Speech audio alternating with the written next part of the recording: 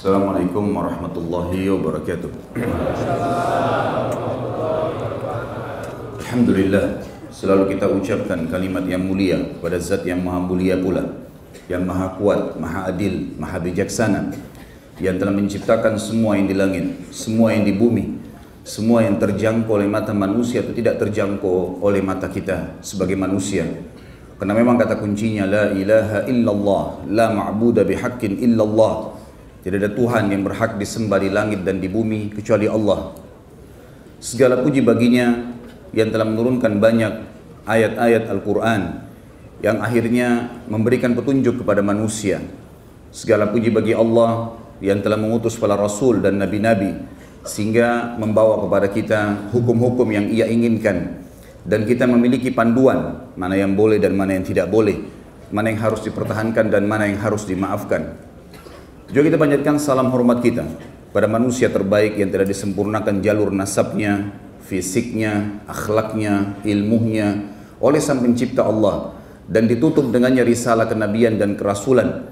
Serta juga manusia terbaik ini telah membawa kepada kita syariat Allah Subhanahu wa taala sehingga kita tahu mana panduan hidup kita, mana halal, mana haram. Dan juga ujung-ujungnya kita akan mendapatkan apa yang dijanjikan oleh Allah Subhanahu wa taala, yaitu masuk ke dalam surga. Sang Pencipta Allah bersama malaikatnya telah mengucapkan salam hormat kepada manusia terbaik ini, maka sangat wajar kalau kita selalu membacakan salawat dan taslim kepada Nabi besar Muhammad sallallahu alaihi wasallam. Pertama-tama tentu saya mohon maaf teman-teman sekalian karena telat dan insya Allah menunggu di majelis ilmu tetap aja dicatat oleh Allah Subhanahu wa taala. Seperti biasa, sebulan sekali kita melanjutkan bahasan tentang serial para pahlawan Islam, manusia yang paling layak untuk dicontohi dan dijadikan suri tauladan. Manusia yang telah menjamin atau dijamin oleh Sang Pencipta Allah bersama Nabi-Nya Muhammad SAW keimanan mereka, dan juga banyak di antara mereka yang sudah dijamin masuk ke dalam surga. Maka manusia yang paling pantas untuk dicontohi adalah para sahabat ridwanullahi alaihim. Dan serial kita pada siang ini semoga Allah berkahi adalah sahabat Nabi yang mulia Umair bin Sa'ad radhiyallahu anhu. Banyak orang tidak mengetahui kisah sahabat yang mulia ini karena mungkin kurangnya membaca atau bahkan tidak pernah mendengar atau berusaha untuk mendengar nama orang yang mulia ini. Beranjak daripada statement Umar radhiyallahu anhu pada saat beliau menjadi khalifah, beliau mengatakan, berangan-anganlah kalian, berkata kepada para teman-temannya, para sahabat yang masih hidup waktu itu ridwanullah alim dan para tabi'in, berangan-anganlah kalian. Maka ada di antara mereka yang berangan-angan mengatakan, ya Amir Mukminin, saya berharap memiliki sekantong emas yang saya sedekahkan di jalan Allah. Yang satu lagi mengatakan, saya berharap memiliki kuda yang kuat, kemudian saya gunakan untuk berperang dan membela agama Allah. Dan terus saja banyak orang yang menyebutkan angan-angannya. Lalu Umar mengatakan, kalau angan-anganku adalah aku berharap mempunyai orang-orang seperti Umair bin Sa'ad, tokoh kita ini. Aku bisa meminta bantuan kepada Umair dan yang serupa dengannya untuk menunaikan urusan-urusan kaum muslimin. Siapa sebenarnya Umair radhiyallahu anhu yang dipuji oleh Umar radhiyallahu anhu ajma'in ini, para sahabat, dan para sahabat semuanya karena dipuji oleh Umar, Umair ini. Dan Umair adalah ismu tasghir, nama yang dikecilkan dari Umar. Walaupun dia berbeda karena Umar dari orang Mekah dan Umair adalah masyarakat asli Madinah. Asli Madinah. Tetapi Umar sangat kagum dengan keimanan sosok orang ini. Saudara seiman, Umar atau Umair radhiyallahu anhu masuk Islam pada saat dia mendengarkan risalah Nabi SAW masuk ke Madinah oleh para dai-dai beliau, di antaranya Mus'ab bin Umair radhiyallahu anhu. Kemudian juga ada beberapa sahabat-sahabat dari Ansar sendiri yang sudah masuk Islam, di antaranya Sa'ad bin Mu'adz yang sudah kita bahas, kemudian Usaid bin Khudair dan banyak sahabat-sahabat Nabi yang lain. Akhirnya Umair pun masuk Islam. Dia masuk Islam di masa masih kecil, dan ini sebuah fadilah tersendiri karena dia masuk Islam di umur masih kecil sekali. Sebagian ahli sejarah menyebutkan umurnya adalah 10 tahun, ya, 10 tahun. Dan ini menandakan juga akan kita ambil nanti pelajaran al-durus wal-ibar, pelajaran-pelajaran yang kita ambil dari orang sosok ini bagaimana Islam itu perlu diajarkan sejak dini kepada anak-anak kita, sehingga memang yang tertanam Islam dari kecil itu akan membawanya sampai dia meninggal dengan izin Allah Subhanahu wa taala. Orang ini pada saat masuk Islam, ayahnya sudah meninggal dan dia jadi yatim. Dan dia menjadi yatim, kemudian ibunya menikah pada saat itu dengan seorang laki-laki kaya dari asli penduduk Madinah juga yang bernama Julais bin Suwaid. Pada saat menikah, kemudian tumbuhlah ya, Umair ini di rumah Al-Julas bin Suwaid, tumbuh besar dan dibiayai karena Julas adalah orang kaya raya, sampai akhirnya dia mencapai umur balik. Pada saat usianya sudah mencapai umur balik, maka kurang lebih 14 tahun, 15 tahun, dia pernah mendengar ayah angkatnya atau ayah tirinya berbicara dengan teman-temannya yang lain, dan disinilah dia mengetahui siapa sebenarnya ayah angkatnya ini, atau Al-Julas tadi. Maka Umair mendengar pada saat itu, Julas sedang duduk bersama teman-temannya, kemudian berkata, sesungguhnya keledai lebih mulia daripada kita kalau kita mendengarkan orang itu. Yang dimaksud dengan orang itu adalah baginda Nabi SAW. Maka kaget betul ya, yang tergoncang jiwanya Umair ini, kenapa kok bisa ayah tirinya membicarakan masalah itu. Dan pada saat itu kebetulan Umair baru kembali dari masjid di mana Nabi SAW memotivasi para sahabat untuk perang Tabuk. Dan mereka pada menyumbang semua. Umair melihat bagaimana para sahabat menyumbang. Banyak sekali sumbangan-sumbangan yang dikasih. Di antaranya adalah Uthman bin Affan menyumbang sampai 900 ekor kuda, diikuti dengan 100 ekor unta, dan sudah kita sebutkan dalam fadilah Uthman radhiyallahu anhu. Kemudian Abu Bakar datang membawa seluruh hartanya, Umar membawa setengah hartanya, Abdurrahman bin Auf membawa sekitar 200 ukhiyah dari perak. Ya, ini sudah miliaran rupiah sekarang. Kemudian juga banyak sekali diantaranya sahabat-sahabat Abdullah bin Abbas dan Talha bin Ubaidillah, Sa'ad bin Ubadah, Muhammad bin Maslamah, semuanya membawa hasil-hasil daripada kebun kurma mereka dan seterusnya untuk sedekah. Pada saat itu Umair niat ingin pulang ke rumahnya menyampaikan kepada ayah tirinya, si Julas tadi, bahwasanya kenapa anda tidak menyumbang? Bukankah anda selama ini orang baik? Dia kaget pada saat tiba di rumah, ternyata ayah tirinya bersama dengan teman-temannya lagi ngumpul. Kemudian berbicara kalimat tadi, kalau seandainya kita patuhi laki-laki ini, maksudnya Nabi SAW, maka kita lebih buruk daripada keledai-keledai. Kalimat ini sangat menjadi beban buat Umair. Lalu Umair radhiyallahu anhu, setelah teman-teman ayahnya bubar, ayah tirinya bubar, dia mendatanginya lalu mengatakan, wahai paman, orang-orang Arab biasa memanggil ayah tiri dengan paman. Wahai paman, saya mendengarkan tadi apa yang engkau ucapkan dan sungguh sangat menyakitkan hatiku. Aku tidak menyangka sama sekali kalau kamu bisa mengolok-olok Nabi SAW dengan olokan seperti itu. Bukankah engkau mengetahui dia adalah utusan Allah? Kalau engkau tidak bertobat dengan kata-katamu itu, maka kau akan laporkan kepada Nabi SAW. Julas tahu dari kecil dia yang membina Umair, dan Umair masih pada saat itu umurnya sekitar 14 tahun, masih sangat kecil. Maka dia anggap remeh sama dia. Dia mengatakan, apa yang bisa kau sampaikan ke Nabi? Silakan sampaikan saja. Lalu kemudian dia tidak sangka kalau Umair bin Sa'ad radhiyallahu anhu pergi menuju ke rumah Nabi SAW, di masjid Nabi SAW, lalu menyampaikan, ya Rasulullah, kejadiannya seperti ini.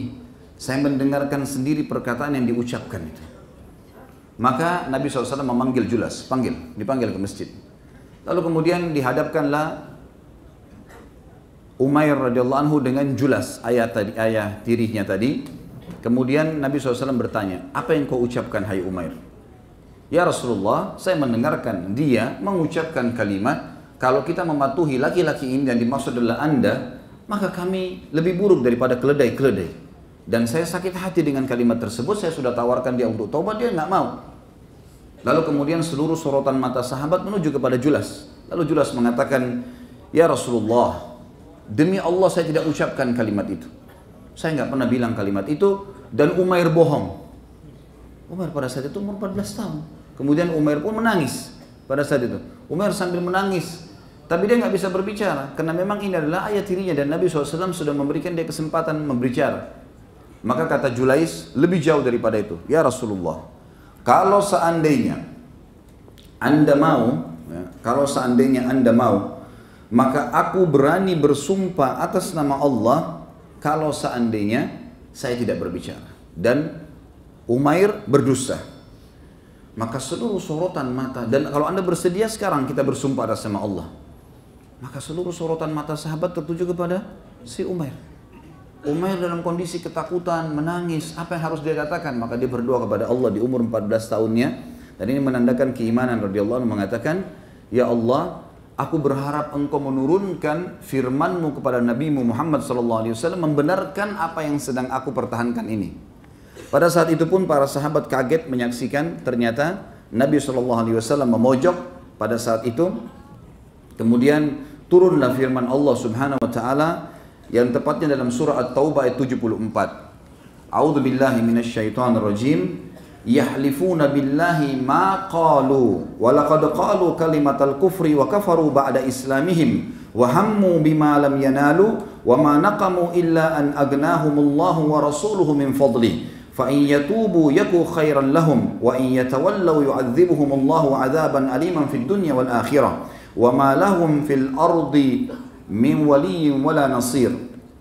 Mereka orang-orang munafik. Jadi yang dimaksud sini ternyata Al-Julas ini adalah munafik. Bagian daripada golongan Abdullah bin Abi Salul yang memang pura-pura menyembunyikan keislamannya. Mereka orang-orang munafik itu, dan ayat ini turun kepada Al-Julas bin Suwaid tadi, bersumpah dengan nama Allah bahwasanya mereka tidak mengatakan sesuatu yang menyakiti Muhammad Muhammad. Sungguh mereka telah mengucapkan perkataan kekafiran dan telah menjadi kafir setelah Islam, dan menginginkan apa yang mereka tidak dapat mencapainya. Mereka hanya ingin kebenaran, mereka ingin membela diri, tapi mereka tidak akan mencapainya. Dan mereka tidak mencela Allah dan Rasulnya sekiranya Allah dan Rasulnya telah melimpahkan karunia kepada mereka. Kalau datang nikmat mereka tidak mencela, tapi kalau sudah ada nikmat, tidak ada rezeki, kurang, maka mereka pun mencela Allah dan Rasulnya. Maka jika mereka bertaubat, itu adalah lebih baik bagi mereka. Dan jika mereka berpaling, niscaya Allah akan mengadab mereka dengan adab yang pedih di dunia dan di akhirat. Dan mereka di dunia tidak akan mendapatkan pelindung dan juga penolong. Pada saat mendengar ayat ini ditilawakan oleh baginda Nabi SAW, maka Al-Julas tiba-tiba gemetar, karena ia tahu bahwasanya ia telah dipermalukan dan dipermalukan oleh Allah. Dari langit ketujuh sana turun ayat Al-Quran dan ditilawakan oleh orang beriman sampai hari kiamat. At-Taubah ayat 74. Maka dia pun tiba-tiba menangis dan berkata kepada Nabi SAW dan dengar oleh para sahabat, aku bertaubat wahai utusan Allah, aku bertobat wahai utusan Allah, Umair yang benar wahai utusan Allah, aku termasuk orang-orang yang berdusta, aku memohon kepada Allah agar menerima taubatku dan aku menjadikan diriku sebagai tebusannya wahai utusan Allah. Pada saat itu Nabi SAW tidak melihat ke Julas, kemudian berdiri dan mendatangi sahabat yang mulia Umair radhiyallahu anhu dan membisikkan di kupingnya kalimat yang mulia. Kata Nabi SAW dan didengar oleh para sahabat, hai anak muda. Dan ini menandakan memang Julais sudah si Umair sudah mencapai umur balik. Telingamu telah menangkap apa yang engkau dengar dengan baik dan Rabbmu membenarkanmu. Dan Rabbmu membenarkanmu. Artinya surah At-Taubah 74 turun khusus untuk Umair radhiyallahu anhu, dan ini sebuah hal yang luar biasa. Umair bin Sa'ad ini jalur nasabnya sendiri adalah Umair bin Sa'ad ibn Ubaid ibn Nu'man ibn Qais ibn Amr ibn Auf ya. Al-Ansari. Dan saya pribadi sudah coba menelusuri nama istri beliau, tapi tidak ada disebutkan dalam buku-buku rujukan, dan juga anak-anak beliau tidak disebutkan ya. Sehingga saya cukupkan dengan jalur nasabnya saja. Tapi perilaku yang tadi yang terjadi adalah bagaimana dia membongkar kedok ayah tirinya dan akhirnya menjadi penyebab taubat dari ayah tirinya. Dan betul memang disebutkan bahwasanya ayah tirinya setelah kejadian tersebut benar-benar taubat kepada Allah dan disaksikan oleh para sahabat. Dan setiap kali Julas bertemu dengan para sahabat di masjid selalu dia mengucapkan kalimat, semoga Allah membalas Umair dengan kebaikan atas jasa mulianya kepadaku. Dia telah menyelamatkanku dari kekufuran dan membebaskanku dari api neraka. Dan nanti ini akan kita ambil pelajaran dari kejadian tadi. Kemudian juga salah satu hal yang luar biasa, berjalan kehidupan Umair tentunya dan mengikuti peperangan-peperangan Nabi SAW di masa beliau masih kecil dan beliau sudah masuk Islam dan akhirnya beliau mengikuti peperangan Nabi SAW. Tapi yang dinukil oleh para ulama adalah bagaimana perilaku peran besarnya di zaman khilafahnya Umar radhiyallahu anhu. Di antaranya adalah Umar bin Khattab mendapat surat dan berita dari negeri Syam, dan negeri Syam ini termasuk Syria, Lebanon, Palestina dan Jordania, membutuhkan pemimpin yang kekar dan kuat karena mereka selalu merasa di posisi tanda kutip adalah orang-orang yang berilmu, orang-orang yang maju ya dari sisi peradaban, karena sebelum Islam masuk mereka juga menjadi pusat daripada peradaban orang-orang Romawi. Maka setiap kali ada gubernur, selalu saja mereka menolak dan menganggap kalau ada pertemuan dengan gubernur baru selalu dilempar perkataan-perkataan yang coba memancing orang ini pintar atau enggak gitu, menurut mereka. Jadi kalau ada didapatkan kata-kata atau ada lemparan pertanyaan yang dianggap jawabannya belum puas, mereka langsung menulis surat lagi kepada Umar, ya Amir Mu'minin ganti gubernur buat kami, karena gubernur ini tidak baik. Selalu saja begitu. Sampai terjadi pergantian dari Umar radhiyallahu anhu 5-6 orang. Akhirnya Umar radhiyallahu anhu duduk dengan beberapa sahabat, lalu kemudian mulailah bermusyawarah dengan para sahabat siapa orang yang paling pantas yang tidak bisa lagi dipermainkan oleh masyarakat Hims, ya, sebuah atau wilayah di negeri Syam, tepatnya di Syria. Maka pada saat itu Umar bin Khattab berkata dalam statement yang masyhur, dia mengatakan, aku ingin mencari ahli zuhud, orang-orang yang hatinya bersih. Nanti akan kita ulangi poin ini dalam masalah pelajaran kita. Bagaimana syarat kriteria pemimpin di dalam Islam disebutkan oleh Umar dalam statementnya ini. Aku ingin mencari ahli zuhud. Nanti akan kita jelaskan apa itu zuhud. Kemudian orang-orang yang berhati bersih, orang-orang yang beriman dengan benar, orang-orang yang tidak mencari nama, orang-orang yang selalu berpuasa dan sholat malam, dan orang-orang yang berlari menghindari kepemimpinan, bukan malah mengejarnya. Umar lalu berkata, aku menginginkan seorang laki-laki apabila dia berada di antara satu kaum, maka dia menjadi pelindung bagi kaum tersebut. Dan jika berada di antara mereka, maka dia terlihat seperti salah satu dari mereka tanpa ada perbedaan satu sama yang lain. Tidak membedakan dirinya dengan manusia atau rakyatnya dalam hal pakaian, makanan, dan tempat tinggal. Seorang gubernur yang menegakkan sholat, membagikan harta di antara mereka dengan kebenaran, menetapkan hukum di antara mereka dengan adil, dan tidak menutup pintu rumahnya untuk menghalang-halangi hajat rakyat. Pada saat itu pun akhirnya para sahabat bermusyawarah, siapa orang yang memiliki kriteria sesempurna itu? Susah mencarinya di zaman sekarang, sudah banyak sahabat yang meninggal dunia.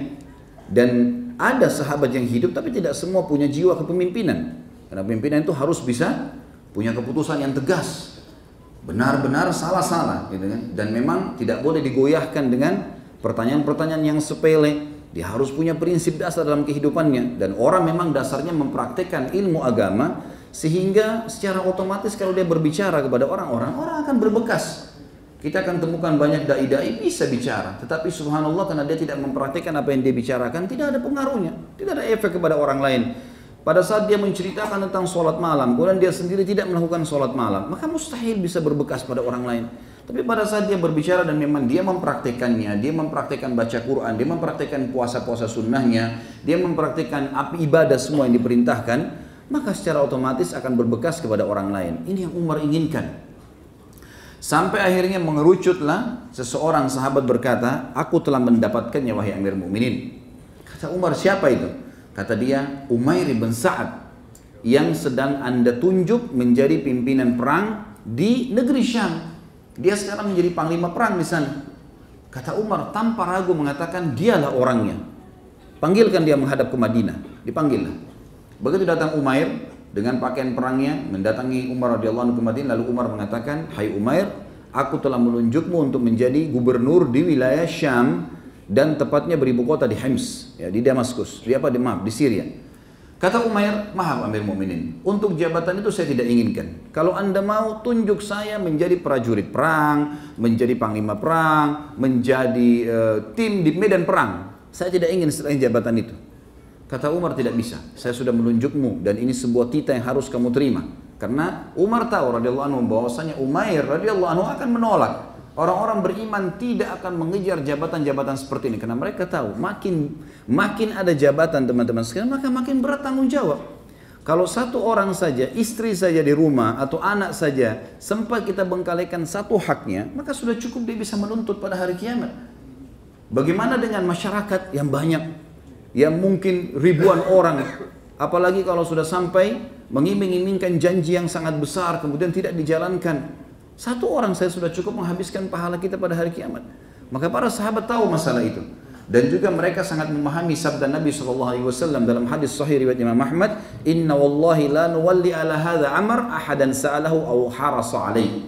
Kami tidak akan pernah, kata Nabi SAW, menunjuk seorang pemimpin kalau dia sengaja mengejar-ngejarnya atau sengaja ya, mencari supaya bisa mendapatkannya. Dalam makna yang sama kurang lebih. Maka mereka sangat memahami. Maka Umar memohon lagi, ya Amir Mu'minin, tolong lepaskan saya dari jabatan itu. Walaupun saya tahu Syria atau negeri Syam adalah negeri yang subur. Saking suburnya negeri Syam pada saat itu disebutkan cirinya teman-teman sekalian, kalau ada tanah di jalan negeri Syam retak, maka tumbuh pohon apel. Saking suburnya. Udaranya sangat sejuk, enak, masyarakatnya juga tidak terlalu banyak, kemudian wilayahnya kaya, dia bisa hidup enak. Tapi subhanallah, dan dia tahu dia lagi di kancah peperangan di situ, dia tidak mau. Lalu Umar mengulangi lagi kembali mengatakan, wahai Umair, engkau mengetahui sabda Nabi SAW, mentaati pemerintah wajib, kau harus jalankan ini. Maka Umair pun akhirnya menerima hal tersebut dan serentak pada saat itu seketika dia langsung mengganti baju perangnya, kemudian memakai baju biasa, baju dia sebagai masyarakat biasa, dia nggak pakai lagi baju perang, lalu kemudian dia pergi sendirian ke negeri Syam. Tiba di negeri Syam, dia pun membawa surat Amir Mu'minin kepada tokoh-tokoh negeri Syam dan mereka menerima, mengatakan baik, surat Amir Mu'minin kami terima. Lalu mereka mau melakukan hal-hal yang sama kurang lebih, ingin menguji Umair dalam hal-hal yang mereka sering lempar pertanyaan. Maka sebelum semua itu, Umair radhiyallahu anhu kemudian naik ke atas mimbar. Pertama sekali, setelah tahmid dan salawat dan beliau mengucapkan kalimat yang mulia, beliau mengatakan, dan ini prinsip dasar dalam pemimpinan beliau, ala innal islam ha'itun mani'un wa babun wathiq, fa ha'itul islamil adlu wa babuhul haq, fa idza nuqida al ha'itu wa hutima al babu istaftaha al islam, fala yazalu al islamu mani'an mashtadda as-sultan. وليس شدة السلطان كتلا بالسيف ولا ضربا بالصوت ولكن قضاء بالحق وأخذا بالعدل. Ketahuilah wahai saudara-saudaraku seiman, di atas mimbar setelah tahmid dan salawat mengatakan bahwa Islam adalah benteng yang sangat kokoh. Semua orang yang bersandar pada Islam pasti akan aman. Dia adalah ajaran yang paling sempurna dan pintu yang paling kuat, tidak bisa ditembus oleh musuh. Benteng Islam, kekuatan Islam berada di keadilan dan pintunya adalah kebenaran. Jika benteng itu roboh dan pintunya hancur, Islam akan terbuka dan akan dianggap remeh. Islam akan tetap kuat selama ada kepemimpinan atau pemimpin yang menerapkan kedua hal tadi, keadilan dan juga kebenaran. Dan kepemimpinan seseorang bukan karena membunuh, merusak dengan pedang ataupun alat yang lainnya, bukan dengan memukul dengan cambuk, tetapi dengan menetapkan hukum dengan kebenaran dan melaksanakan keadilan. Yang tidak teman-teman sekalian, Umair pun turun, kemudian mulai menjalankan pada detik itu pun dalam kondisi capek, letih dari Madinah, beliau tidak istirahat sama sekali. Langsung saja beliau radhiyallahu anhu menjalankan apa yang harus dijalankan setiap hari. Umair keliling di pasar-pasar, mengangkat barang-barang muslimin yang butuh diangkat ke tunggangannya. Kemudian Umair memakai baju biasa seperti mereka. Umair juga tinggal di sebuah rumah yang dia bangun dengan tangannya radhiyallahu anhu dari tanah liat di sebuah pinggiran kota Hims. Ya. Kemudian di situ adalah ruangannya kecil. Istrinya nama anaknya pun ditinggalkan di Madinah, tidak diajak tinggal bersama dia. Kemudian dia mulai bertugas jalan. Di rumahnya cuma ada seember air untuk digunakan wudhu dan mandi. Kemudian juga ada 2 buah piring, satu wadah untuk memasak. Kemudian 2 lembar baju. Tiap hari kerjanya Umair keliling sana sini, terus menyelesaikan permasalahan muslimin sampai ditemukan di bawah matanya berwarna hitam karena radhiyallahu anhu jarang sekali istirahat. Setelah setahun berjalan, Umar radhiyallahu anhu tidak pernah menerima pengiriman zakat mal, tidak ada pengiriman hasil dari negeri Syam. Kemana Umair ini? Dikirimlah surat. Umar radhiyallahu anhu mengirim surat kepada Umair, lalu yang isinya berkata, kalau suratku ini tiba padamu, maka datanglah segera wahai Umair. Umair pun datang, kemudian membawa apa yang dia miliki tadi. Rumah yang dia punya tadi, yang dia bangun sendiri dengan tanah liat, di tanah yang dia beli pakai uangnya kecil sekali. Tapi saya coba berusaha cari, tidak saya temukan ukuran rumah itu yang disebutkan kecil. Intinya adalah beliau merobohkan bangunan rumahnya itu, tanah-tanah liatnya, kemudian beliau mengambil embernya yang dia biasa pakai, piring dan pancinya, dengan baju yang dia pakai 2 lembar. Jadi rata kembali tanah itu. Kemudian dia mengembalikan tanah kepada orang yang dia beli. Dia ambil tanah ini, hadiah buat kamu, saya nggak usah jual. Kemudian dia pergi ke Madinah, jalan kaki. Tiba di Madinah radhiyallahu anhu, menemui Umar.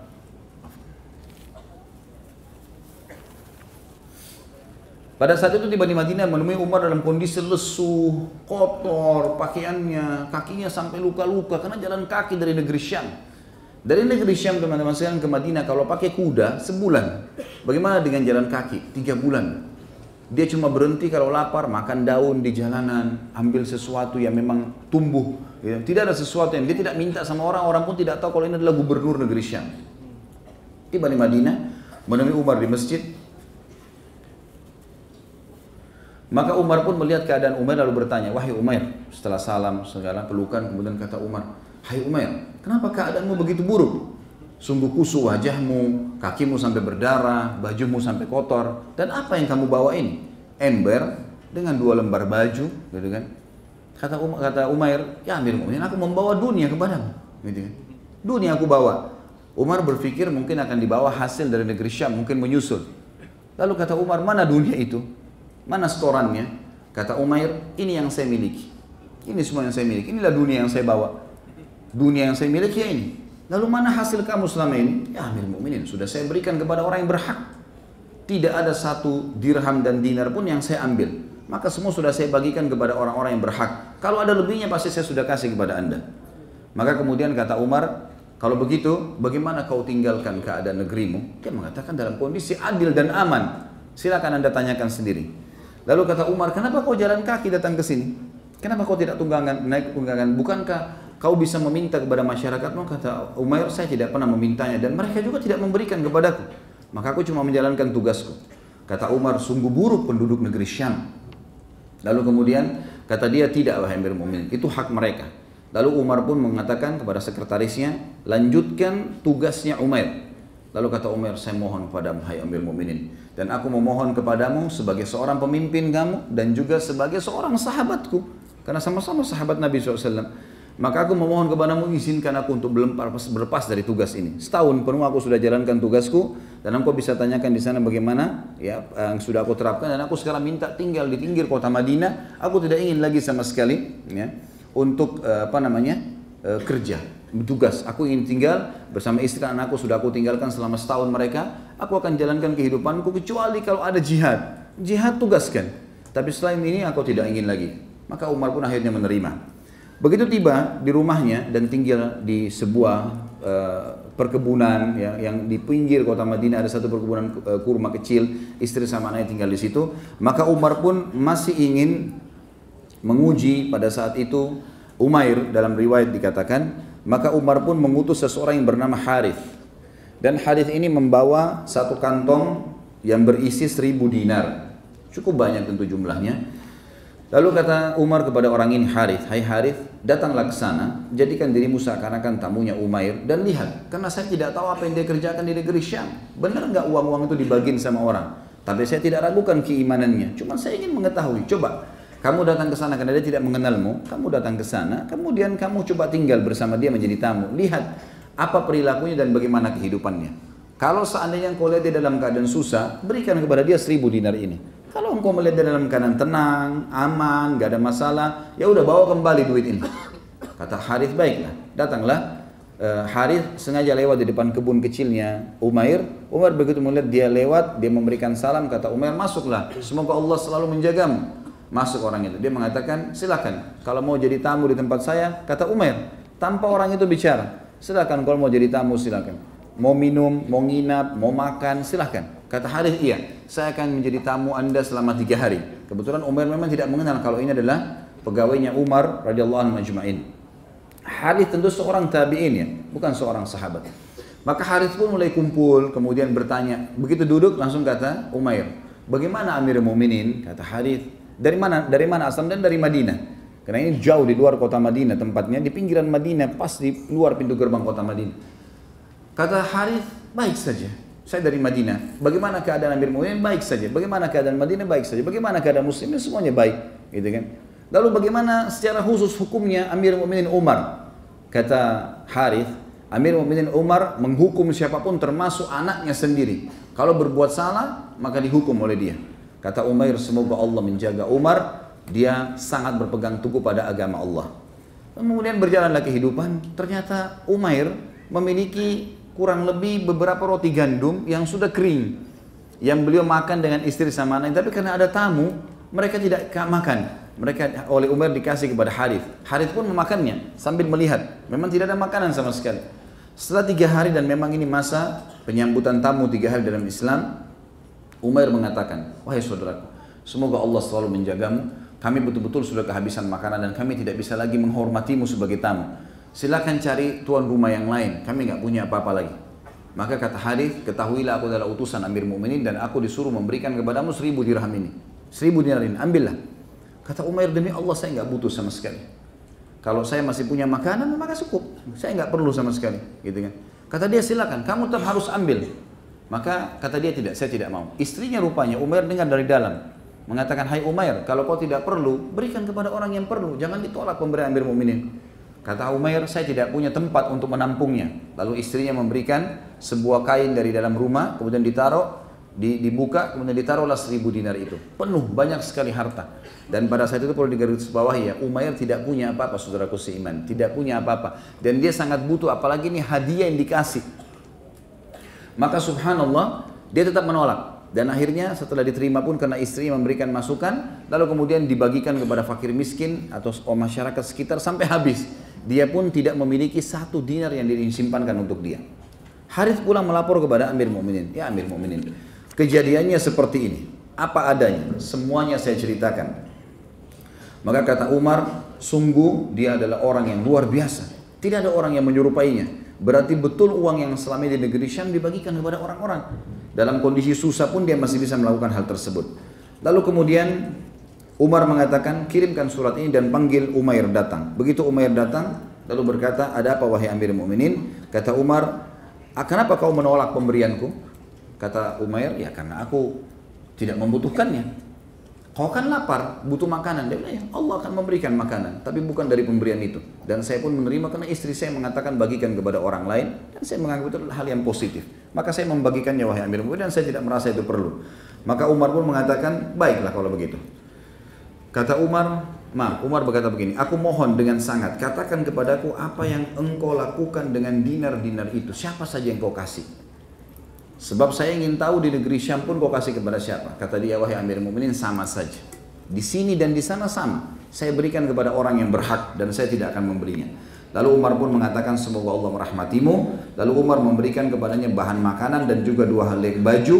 Umair pun menerima pada saat itu karena makanannya habis. Dan di rumahnya tinggal 2 sak gandum yang memang baru didapatkan olehnya pada hari itu setelah habis. Kemudian dibawalah 2 helai kain tersebut dan dikasih kepada istrinya karena istri dan anaknya tidak memiliki pakaian. Seperti itulah yang terjadi teman-teman sekalian di dalam kehidupan Umar atau Umair radhiyallahu anhu. Umair adalah orang yang sangat terkenal dengan kezuhudannya. Sebagaimana kita tahu tadi, zuhud itu akan saya jelaskan nanti di masalah durus wal ibar ya, pelajaran yang kita ambil. Zuhud sebenarnya adalah mendahulukan akhirat dari dunia. Dan ada orang menyalahfahami masalah ini, menganggap bahwasanya zuhud meninggalkan dunia untuk akhirat. Ini salah. Ya. Ini pemahaman harus diluruskan karena kalau kita katakan zuhud itu adalah meninggalkan dunia, maka mulailah orang-orang tidak lagi berpikir untuk bekerja, mencari nafkah, dan dia hanya berpikir bagaimana melakukan hal-hal yang lain ya di luar sana. Kasus Umair kata para ulama bukan zuhudnya dia tidak mau makan atau tidak mau bekerja, tapi dia tidak mau dapatkan kecuali dari hasil kerja tangannya. Kalau hasil kerja tangannya maka dia makan. Pemberian orang lain dia tidak mau terima, dan ini bagian daripada kezuhudan, bagian dari kezuhudan, tidak minta-minta kepada orang. Sebagaimana sabda Nabi SAW kepada beberapa orang sahabat, diantaranya ada Abdullah bin Abbas, uzhud fid dunya yuhibbukallah, wazhud ma fi aidin nas yuhibbukan nas. Zahadlah engkau, zuhudlah engkau, dahulukan akhir dari duniamu. Di dunia Allah akan mencintaimu. Dan kalau engkau berzuhud, engkau menjaga, dahulukan akhirat dari dunia, di harta, di apa yang dimiliki oleh manusia, maka manusia akan mencintaimu. Maka Umair melakukan hal tersebut, dan kezuhudannya kelihatan di sini. Kezuhudannya tidak membutuhkan atau tidak ingin merengek dan minta-minta kepada orang. Dan juga sabda Nabi SAW, siapa yang membuka pintu meminta-minta, mengemis, maka Allah bukakan baginya pintu kemiskinan. Dan siapa yang membuka pintu kemuliaan, tidak minta-minta sama orang dan berusaha mendapatkan apa yang dia bisa dapatkan dari hasil keringatnya sendiri, maka Allah akan bukakan baginya pintu kekayaan. Juga teman-teman sekalian, dia dipuji oleh para ulama. Tentu sudah cukup tadi bagaimana Umar radhiyallahu anhu memilihnya, tapi dia dipuji oleh para ulama. Di antaranya adalah yang disebutkan oleh Abdurrahman bin Umair bin Sa'ad radhiyallahu anhu ajma'in. Ini anaknya Umair bernama Abdurrahman. Ia berkata, Ibnu Umar berkata kepadaku, tidak ada dari kalangan kaum muslimin, dari kalangan sahabat yang lebih utama daripada ayahmu. Pujian Abdullah bin Umar radhiyallahu anhum ajma'in kepada anaknya Umair yang bernama Abdurrahman. Maaf, ini berarti ada nama ya, tadi saya keliru di awal. Ini ada namanya anaknya Abdurrahman, dan mengatakan tidak ada di kalangan tabi'in dan sahabat yang mengalahkan ayahmu. Ini kesaksian Abdullah ibn Umar, maksudnya dari sisi keimanan dan amal soleh. Ibnu Sirin rahimahullah berkata, ini salah satu ulama tabi'in yang masyhur, Muhammad bin Sirin berkata, begitu bangganya dan kagumnya Umar ibn Khattab kepada Umair ibn Sa'ad radhiyallahu anhu ajma'in, sehingga dia menjulukinya dengan nasyiju wahdi, ya. Atau dikatakan satu-satunya yang tak tertandingkan. Dan Al-Mufaddal Al-Ghallabi rahimahullah berkata, ahli zuhud dari kalangan orang-orang Ansar ada tiga. Ini tentu seorang tabi'in yang menjelaskan tentang keadaan sahabat. Ahli zuhud, orang yang terkenal sangat luar biasa, tidak pernah bergantung pada manusia dan bergantung kepada Allah, mendahulukan akhirat dari dunia. Dari kalangan sahabat dari Ansar ada tiga orang, Abu Darda, Shaddad ibn Aus, dan Umair ibn Sa'ad. Dan Umair ibn Sa'ad radhiyallahu anhum ajma'in. Tentu ini yang kita bisa ambil dari pelajaran, maksudnya syama'ilnya ya, manaqibnya ya, kelebihan daripada Umair itu sendiri. Dan yang akan panjang lebar kita jelaskan teman-teman sekalian adalah masalah durus wal ibarnya. Durus wal ibar. Pelajaran yang kita ambil setelah meninggalnya Umair radhiyallahu anhu, dan beliau disalati oleh Umar dan dikubur di Baqi Al-Gharqad yang terkenal sebagai kuburan para sahabat. Pelajaran yang pertama teman-teman yang kita bisa ambil adalah hukum al-wala wal bara.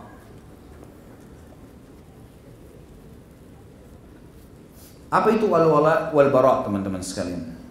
Ini sangat penting sekali dan harus dititik beratkan teman-teman sekalian. Al-wala itu adalah diambil dari kata-kata waliya, dan bara dari kata-kata bara, ya. Dan waliya bisa berarti bergantung, ya, tempat bergantung, tempat bersandar, seorang pemimpin, ya. Ini semua bisa berganti, bisa berarti wali, bisa berarti wali, gitu. Bisa berarti wali. Maka ini harus digarisbawahi teman-teman sekalian, karena ini hukum dalam masalah akidah. Dan bara adalah berlepas diri, berlepas diri. Ulama ahli sunnah sepakat mengatakan al-wala wal bara adalah bagian daripada hukum syar'i dan harus difahami. Seperti contoh perilaku Umair radhiyallahu anhu kepada ayah tirinya Al-Julas tadi pada saat dia menghina Nabi SAW. Maka di sini dia menunjukkan wala dan baraknya. Dia wala kepada Nabi SAW karena Nabi SAW diolok-olok oleh ayah angkatnya, maka dia menjadikan Nabi SAW sebagai pemimpinnya, dia loyalitas kepada Nabi SAW, dan dia barak, dia berlepas diri dari perilaku ayahnya. Dan ini hukum syar'i teman-teman sekalian. Dan ada buku yang saya sarankan untuk dibaca berhubungan dengan masalah adalah Al-Wala wal Bara Ini cinta dan benci karena Allah Subhanahu wa taala. Tentu berlaku al-wala' wal bara' ini berlaku kepada siapapun yang melakukan perbuatan-perbuatan yang menjauhkan atau menghina atau mencaci maki atau mengolok-olok semua yang berhubungan dengan hukum Allah dan Rasulnya Muhammad sallallahu alaihi wasallam, dan sebagaimana perilaku saat tadi. Teman-teman sekalian, kalau seorang yang munafik seperti Al-Julas yang jelas-jelas mengaku Islam, dan di dalam Islam Nabi SAW tidak pernah membunuh munafik kecuali dia melakukan satu pelanggaran yang jelas dalam Islam harus terhalalkan darahnya. Sampai beberapa kali Umar radhiyallahu anhu ingin menebas lehernya Abdullah bin Abi Salul, pimpinan orang munafik, dan beberapa munafik yang lain sambil berkata, ya Rasulullah, izinkan saya menebas lehernya. Kata Nabi SAW, jangan hai Umar, karena bisa saja ya, jangan sampai orang-orang berbicara Muhammad membunuh para sahabatnya, karena mereka masih mengaku muslim. Tetapi ada orang-orang munafik, dan akan kita jelaskan poin itu di tengah-tengah kaum muslimin. Kalau orang yang mengaku syahadat saja sudah jelas-jelas mereka melakukan perbuatan seperti ini, kita harus ya, berlepas diri dari perbuatannya. Bagaimana dengan orang kafir? Sebagaimana kita sudah tahu sekarang perilaku Ahok dan orang-orang yang semisalnya yang mengolok-olok ayat Al-Quran ya. Ini orang yang mengaku dengan syahadat saja sudah jelas-jelas harus kita berlepas diri padanya. Bagaimana dengan orang ini? Baik, banyak orang-orang subhanallah selalu saja orang-orang yang mendekati orang kafir ya, dan kita tidak boleh ragu dengan kekafiran orang-orang kafir, dan yang kita benci adalah kekafirannya, bukan fisiknya ya. Karena kita disuruh memang memerangi kekafiran itu sampai mereka meninggalkan kekafiran itu. Kata Nabi SAW, umirtu an uqatilan nas hatta yashhadu an la ilaha illallah wa anna Muhammad Rasulullah. Saya diperintahkan untuk ya, memerangi manusia sampai mereka mengucapkan dua kalimat syahadat, la ilaha illallah Muhammad Rasulullah. Kalau mereka meninggalkan kekufurannya dan mengucapkan syahadat, maka mereka berarti saudara kita, gitu kan? Jadi bukan fisiknya, tapi kekufuran yang sedang diperangi. Makanya kita mendakwahi mereka, dan pada saat mereka membentuk pasukan untuk melakukan perbuatan yang bahkan akhirnya menghina Allah dan Rasulnya, maka ada peperangan tentunya, gitu kan? Tidak bisa dibiarkan masalah ini.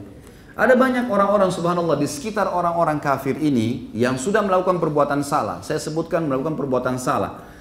Yang di sekitarnya selalu orang munafik. Subhanallah. Dan ayat Al-Quran akan saya bacakan teman-teman, bukan satu dua ayat, ada belasan bahkan puluhan ayat Al-Quran yang menyebutkan dari zaman baginda Nabi SAW dan sampai hari kiamat nanti akan terjadi hal yang sama. Kalau orang-orang munafik ini selalu ada di sekitarnya, membelahnya. Di antara perkataan dikatakan, itu kan cuma kata-kata, hanya diucapkan kata-kata.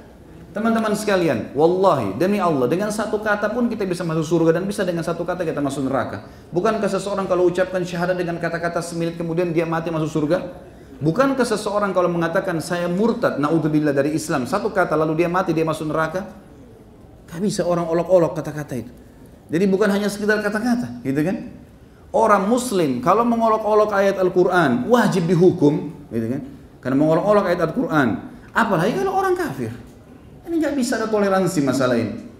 Lalu subhanallah muncullah orang-orang yang Allah subhanahu wa ta'ala, kalau saya melihat kejadian ini adalah Allah ingin membuktikan, membuka kepada kita kaum muslimin di Indonesia, bagaimana sebenarnya umat Islam untuk bisa bersatu, siapa di antara kalian yang orang-orang munafik, siapa di antara kalian yang benarnya orang-orang kafir, gitu kan. Jelas semuanya gitu kok. Dan ingat, kita bukan membenci fisik, sekali lagi saya bilang, tapi kita membenci perilaku-perilaku yang salah, gitu kan. Kenapa harus membawa nama ayat Al-Quran? Kenapa harus membawa nama agama, gitu kan? Kenapa kalau mau jadi menjabat jadi gubernur, menjabat sajalah, gitu kan. Cari jalan. Kenapa harus mengatakan umat Islam dibohongi dengan ayat Al-Quran? Sama teman-teman sekalian kejadiannya. Kalau saya mengatakan jangan makan babi karena surah Al-Ma'idah ayat 3 mengharamkan babi. Ada penjual babi mengatakan Khalid Basalamah itu membohong-bohongi kalian, jangan didengar. Hah? Itu ayat Al-Ma'idah ayat 3 itu jangan didengar, itu dibohongin. Hah? Sama saja. Al-Ma'idah ayat 90 menjelaskan masalah pengharaman khamar misalnya, gitu kan. Baik, saya bilang nggak boleh minum khamar, Allah melarangnya. Lalu penjual-penjual khamar itu pada berkata, itu dibohongin tuh dengan ayat Al-Quran. Al-Ma'idah 90. Bobotnya kalimat ini berat sekali. Ini kalau di zaman Nabi SAW, apalagi ada Umar bin Khattab, sudah melayang semua lehernya nih. Loh, ini orang-orang seperti ini sudah tidak bisa ngomong. Pernah ada orang munafik datang di zaman Nabi, di zaman Umar, di zaman Nabi SAW. Munafik ini sama orang kafir, sama orang Yahudi dua-duanya. Datang si munafik ini ngaku muslim, tapi Nabi SAW tahu orang ini munafik. Dia datang pernah utang sama seorang Yahudi, kemudian dia tidak mau bayar. Tiba-tiba tidak mau bayar. Lalu kemudian si Yahudi ini mengatakan, saya akan keluhkan kamu kepada pimpinan kamu kaum muslimin. Dia bilang, lalu saja, nggak masalah, gitu kan? Memang orang munafik, tidak sama orang kafir, tidak sama orang beriman. Allah mengatakan dalam surah An-Nisa, mudabdabina baina dzalik. La ilaha ula wa la ilaha ula. Sifatnya orang munafik, mudabdab. Mudabdab itu kayak tidak jelas statusnya. Bisa sekali sama orang beriman, bisa sekali sama orang kafir. Yang penting bisa jilat sana, jilat sini, gitu kan? Maka tidak kepada ini, tidak kepada kelompok itu. Lalu kemudian kata orang Yahudi, saya akan lapor kepada Muhammad, nabi kalian. Kata orang munafik, silahkan. Toh saya juga tidak yakin dia sebagai nabi. Pergilah. Ya Muhammad, kejadiannya begini. Ini dia ngaku muslim, dia ngambil utang saya tidak bayar. Kata Nabi SAW, bagaimana kau bilang? Tidak ada uangnya, saya tidak pernah ambil, kata si munafik. Nabi SAW melihat segala macam hujah, argumen, ternyata si Yahudi benar. Kata Nabi SAW, kau harus kembalikan haknya dia. Dia benar, si Yahudi ini, gitu kan. Orang ini mengatakan, baiklah, baiklah, saya akan kasih, gitu kan. Kemudian keluar dari masjid, ternyata orang munafiknya bilang, enggak, saya enggak mau bayar. Lalu kata Yahudi ini, siapa yang kau percaya setelah Muhammad? Tidak ada. Mungkin ada temannya, Abu Bakar. Pergi ke Abu Bakar. Ya Abu Bakar, begini kejadiannya. Abu Bakar melihat argumennya, semua Abu Bakar mengatakan, baiklah, kalau gitu hukumnya seperti ini. Persis seperti hukum Nabi SAW. Keluar, dia mengatakan, Yahudi ini, ya orang munafik ini bilang, baiklah, baiklah, saya akan bayar. Keluar dari rumah Abu Bakar, dia bilang, saya nggak mau bayar. Loh. Dan berkata lagi, ya, pada saat itu si Yahudi, siapa yang kau percaya lagi?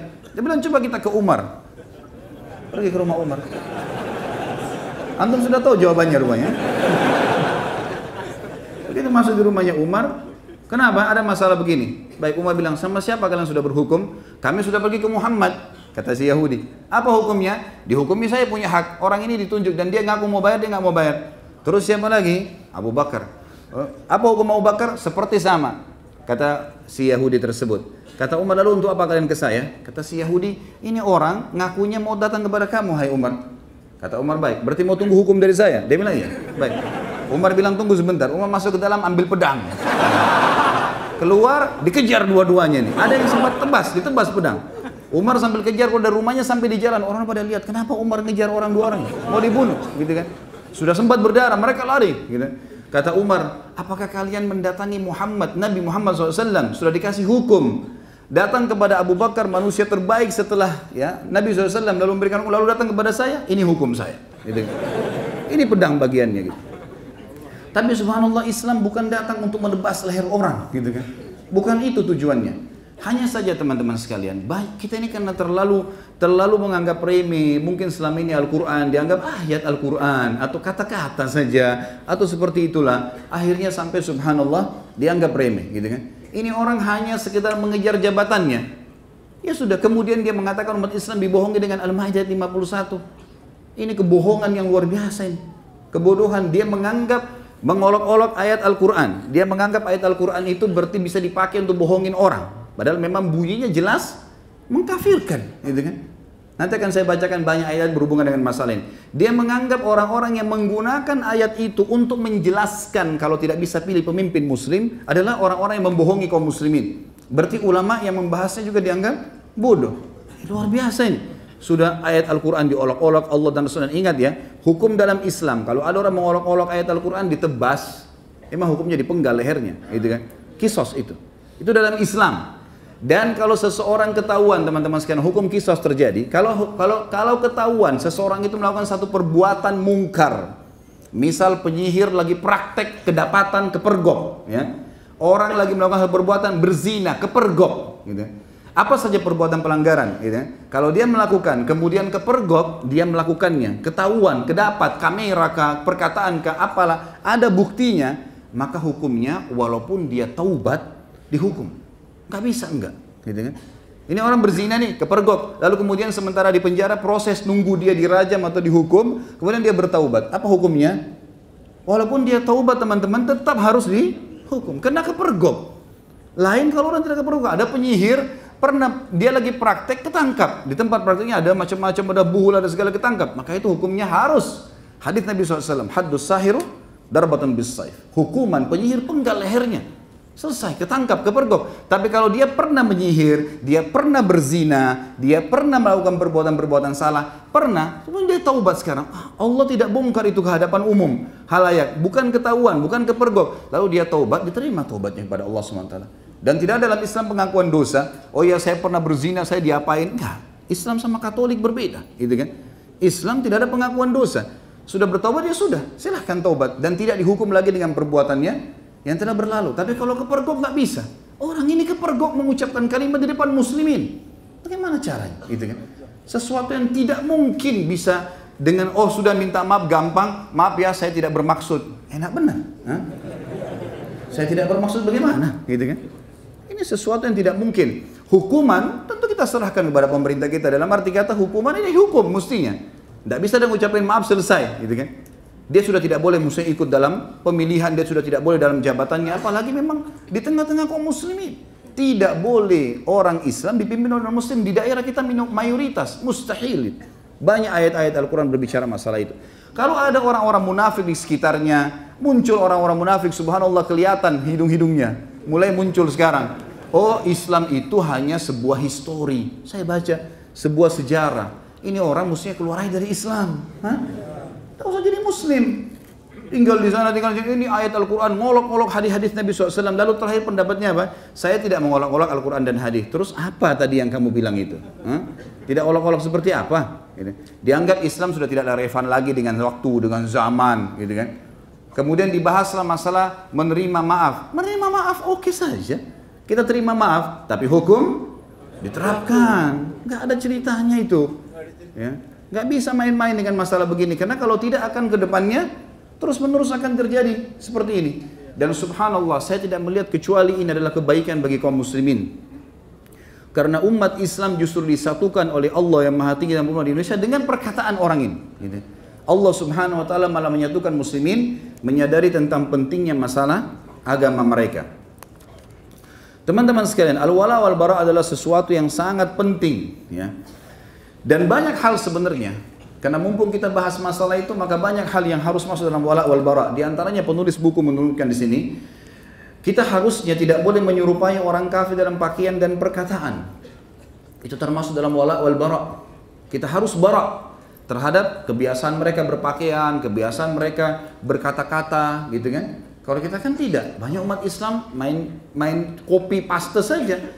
Lihat di Amerika orang biasa mencaci maki orang dengan apalah bahasa yang tidak baik, ikut-ikutan disebutkan. Karena ini adalah modern. Ini semua tidak boleh. Memang kita harus berbarak di situ, berlepas diri daripada kebiasaan. Kemudian juga banyak kaum muslimin yang tetap ngotot tinggal di negara-negara kafir dan mereka tidak berusaha pindah ke negara-negara kaum muslimin untuk menyelamatkan agamanya. Di wilayah yang dia susah ibadah, nggak boleh bertahan. Kalau dia lahir di sana, terlanjur warga negara, saya sudah pernah jelaskan masalah ini, atau dia tugas negara, duta, atau dia nuntut ilmu lalu dia balik, sesuatu darurat. Tapi kalau sengaja ngadu nasib di sana, kemudian dia terhina, nggak bisa dengar azan, kalau mati nggak tahu mau dikubur di mana. Ini masuk dalam sabda Nabi SAW, Ana bari'un mimman asya baina adhurul musyrikin. Saya berlepas diri dari orang-orang yang sengaja hidup di tengah-tengah kaum musyrikin. Kemudian banyaknya kaum muslimin sekarang mengadakan perjalanan dengan tamasya, bersenang-senang ke negara-negara orang kafir. Untuk apa ini teman-teman? Kenapa nggak umroh? Kenapa nggak haji? Kenapa nggak datangin tempat-tempat kaum muslimin? Gitu kan? Harusnya bisa dipikirin berapa banyak uang yang kita keluarkan. Minimal kita akan terpengaruh dengan jadwal-jadwal tour city-nya yang akan kita datang ke tempat-tempat yang salah. Gitu kan? Bahkan banyak di antara muslimin ikut-ikutan menyembah berhala pada saat mendatangi negara-negara non-muslim. Ya, ikut-ikut sembah karena ini adalah tradisi, inilah begini, gantung nama di pohon, di kertas dan segala macam khurafat yang akhirnya membuat kebodohan-kebodohan kaum muslimin. Kemudian menggunakan penanggalan orang-orang non-muslim, terutama penanggalan yang menampilkan keadaan dan hari-hari raya mereka. Ini negara Islam banyak sekali seperti, bahkan sekarang teman-teman kalau saya tanya kebanyakan umat Islam di Indonesia tanggal berapa Hijriah mereka nggak tahu. Padahal sebenarnya banyak hukum-hukum syar'i. Hari ini tanggal 15. Dan 15 itu adalah tanggal puasa Iyamul Bid. Ya mestinya kita tahu. Tapi banyak orang dari kita tidak tahu. Maka saya berikan solusi pada saat itu minimal. Kita kalau beli tanggal teman-teman sekalian harus ada pertanggalan Hijriyah, mestinya. Ini termasuk dalam masalah bara. Kemudian menamai diri dan anak-anak dengan nama-nama orang kafir, dan masih banyak lagi perbuatan-perbuatan lain yang masuk dalam akidah al-wala wal bara. Teman-teman sekalian, ayat-ayat Al-Quran berbicara masalah itu sangat banyak sekali tentunya. Kalau teman-teman mau kembali, ada dalam masalah al-wali ya, atau al-waliyah ya. Itu adalah kembali ke masalah ayat surah Al-Baqarah ayat 257. Berbicara masalah wala. Dan di sini teman-teman sekalian, al-wala sudah saya bilang tadi, masuk di dalamnya adalah orang yang menaungi, melindungi, dan masuk di dalamnya kepemimpinan ya. Muncullah sebagian orang mengatakan itu bukan pemimpinan. Allah dan Rasulnya lebih tahu masalah tafsirnya. Lalu kenapa kau tafsirkan?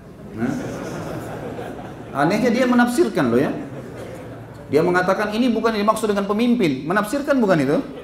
Menafsirkan itu. Itu kebodohan yang luar biasa. Dia kemakan dengan perkataannya sendiri. Beginilah subhanallah orang kalau tidak paham agama bicara. Ya. Orang yang tidak punya ilmu agama lalu bicara. Seperti orang yang tidak paham listrik bicara masalah listrik. Amburadul semua. Konslet nanti. Gitu kan. Subhanallah. Ini nanti akan saya bacakan ayat-ayat yang berhubungan dengan munculnya orang-orang seperti ini. Kemudian Nabi SAW menekankan kepada kita tentang masalah al-wala wal bara, dan bagi teman-teman yang pegang buku tentunya ada di situ disebutkan hadisnya ya.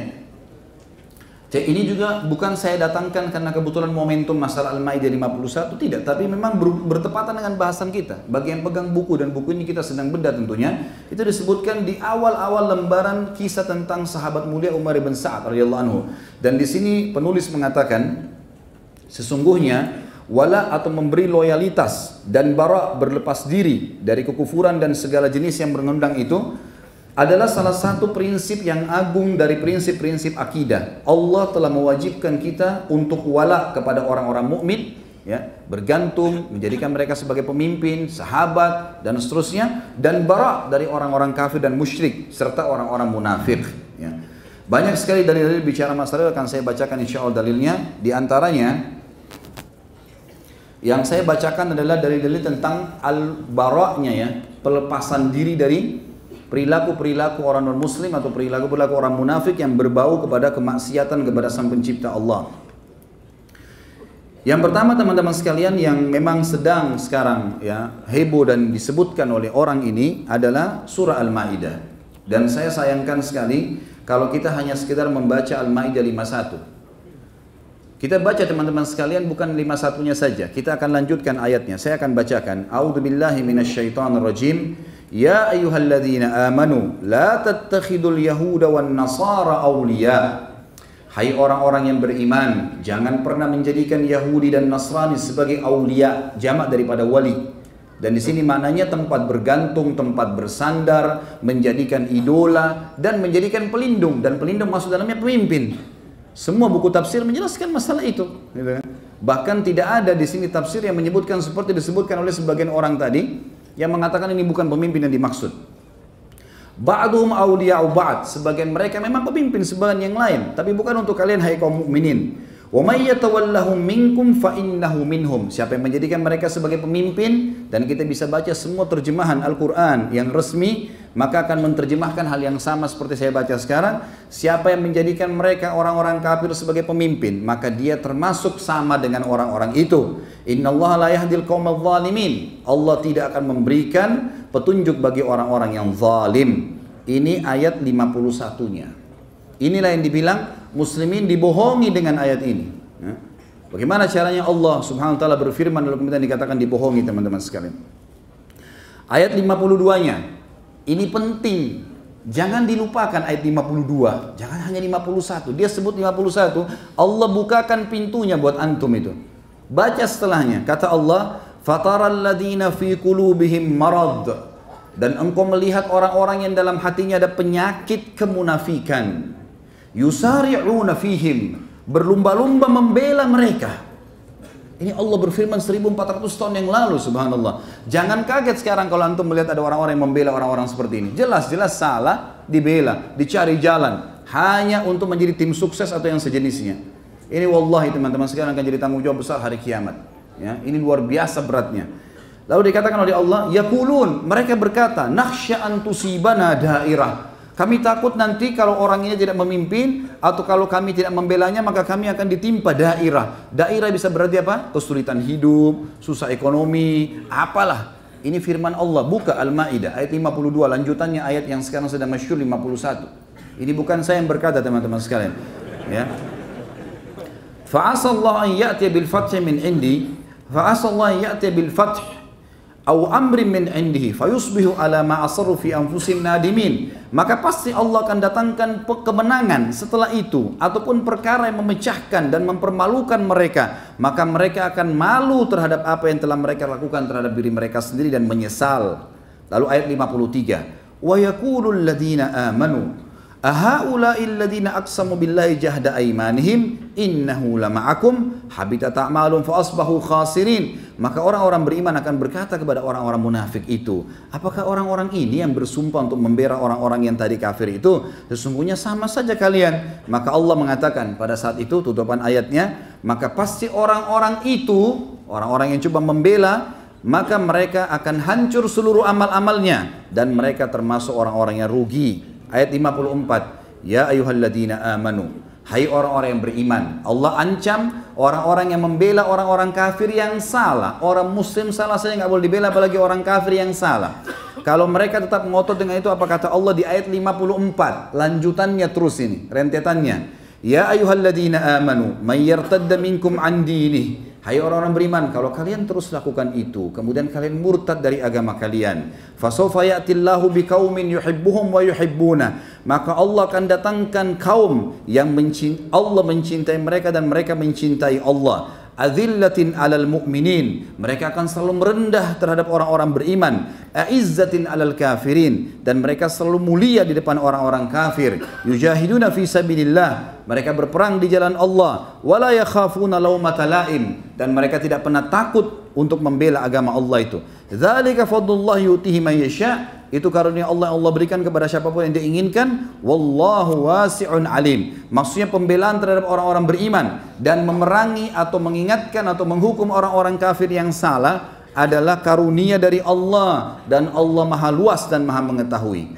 Lalu Allah sebutkan di ayat 55-nya, innama waliyukumullahu wa rasuluh, sesungguhnya tempat kalian bersandar adalah Allah dan Rasulnya. Walladzina amanu, dan yang kalian jadikan sebagai tempat bersandar, pemimpin adalah orang-orang beriman. Alladzina yuqimunas shalah, yang mereka mendirikan salat, wa yu'tunaz zakah, dan mereka mengeluarkan zakat, wa hum raki'un, dan mereka selalu sujud. Wa may yatawallallaha wa rasulahu walladzina amanu fa inna hizballahumul ghalibun. Siapa yang menjadikan Allah dan Rasulnya tempat bersandar, bergantung, dan orang-orang beriman sebagai pemimpin satu sama yang lain, sesungguhnya kelompok Allah itu yang akan menang. Ayat 57, ya ayyuhalladzina amanu, hai orang-orang yang beriman, la tattakhidul ladzina ittakhadhu dinakum huzuwan wa la'iba. Saya melihat teman-teman ayat 57 ini lebih tegas lagi. Lebih tegas daripada ayat 51 teman-teman sekalian. Apa kata Allah? Hai orang-orang yang beriman. Buka Al-Qur'annya teman-teman sekalian. Baca, lihat itu. Ini firman Allah SWT turun. Kata Allah, hai orang-orang yang beriman, jangan kalian menjadikan, ya, orang-orang yang menjadikan agama kalian huzuan wa la'iba, bahan olok-olokan, bahan tes-tes, ya.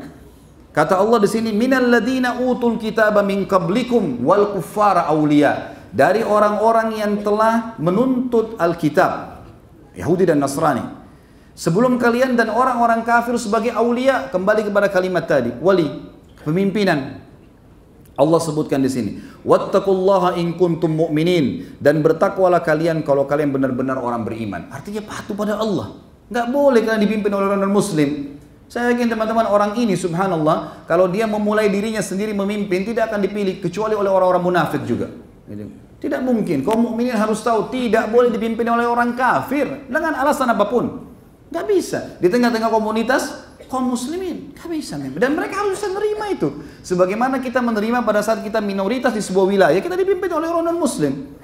Gak ada umat Islam memberontak di bawah pemimpin mereka, gak, gitu kan? Harus bisa dimaklumi. Dan itu keadilan sebenarnya. Wajar kalau dia paksain diri dengan kalimat-kalimat kotornya, dengan kata-kata mencaci makinya, udah mau memimpin umat Islam. Ya, ini mungkin masih disabarin selama ini, tapi begitu mengatakan umat Islam dibohongi dengan ayat Al-Quran, Berarti ayat Allah dipakai untuk berbohong atau ayat Allah itu bohong, ataupun ulama yang menyampaikan itu bohong, membohongi umat supaya tidak memilih dia, siapa orang ini? Hah? Subhanallah ya. Ini kalau Allah SWT tidak larang mungkin sudah kita ramas saja. Nah, iya. Kalau enggak sudah saya ramas sendirian itu. Bisa-bisa mau mengolok-olok, bisa-bisa mencaci maki. Siapapun orang yang sedang berbicara depannya dicaci maki dengan kalimat-kalimat yang tidak masuk di akal. Kemudian masih mau dipertahankan dan dibela. Ini orang-orang yang membela luar biasa juga ya. Kemudian dikatakan sampai Allah berfirman teman-teman di ayat terus ya. Allah terus berfirman sampai ayat 72.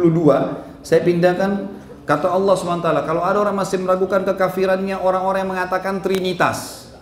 Dan dia menisbatkan diri kalau dia beriman itu di mata dia, di mata kita tidak ada berimannya. Kata Allah, laqad kafara alladziina, ini masih lanjutan Al-Maidah, masih Al-Maidah. Ayat 72-nya kata Allah, saya pindahkan tadi dari ayat 59 sampai 72 karena kita mau mengejar waktunya tentunya. Ini kena waktu ya. Maka Allah berfirman, laqad kafara alladziina qalu innallaha huwal masih ibnu Maryam. Telah kafir orang yang mengatakan Isa putra Maryam adalah dia Allah, dia Tuhan. Nggak boleh dikatakan oh ada celah benarnya. Salah.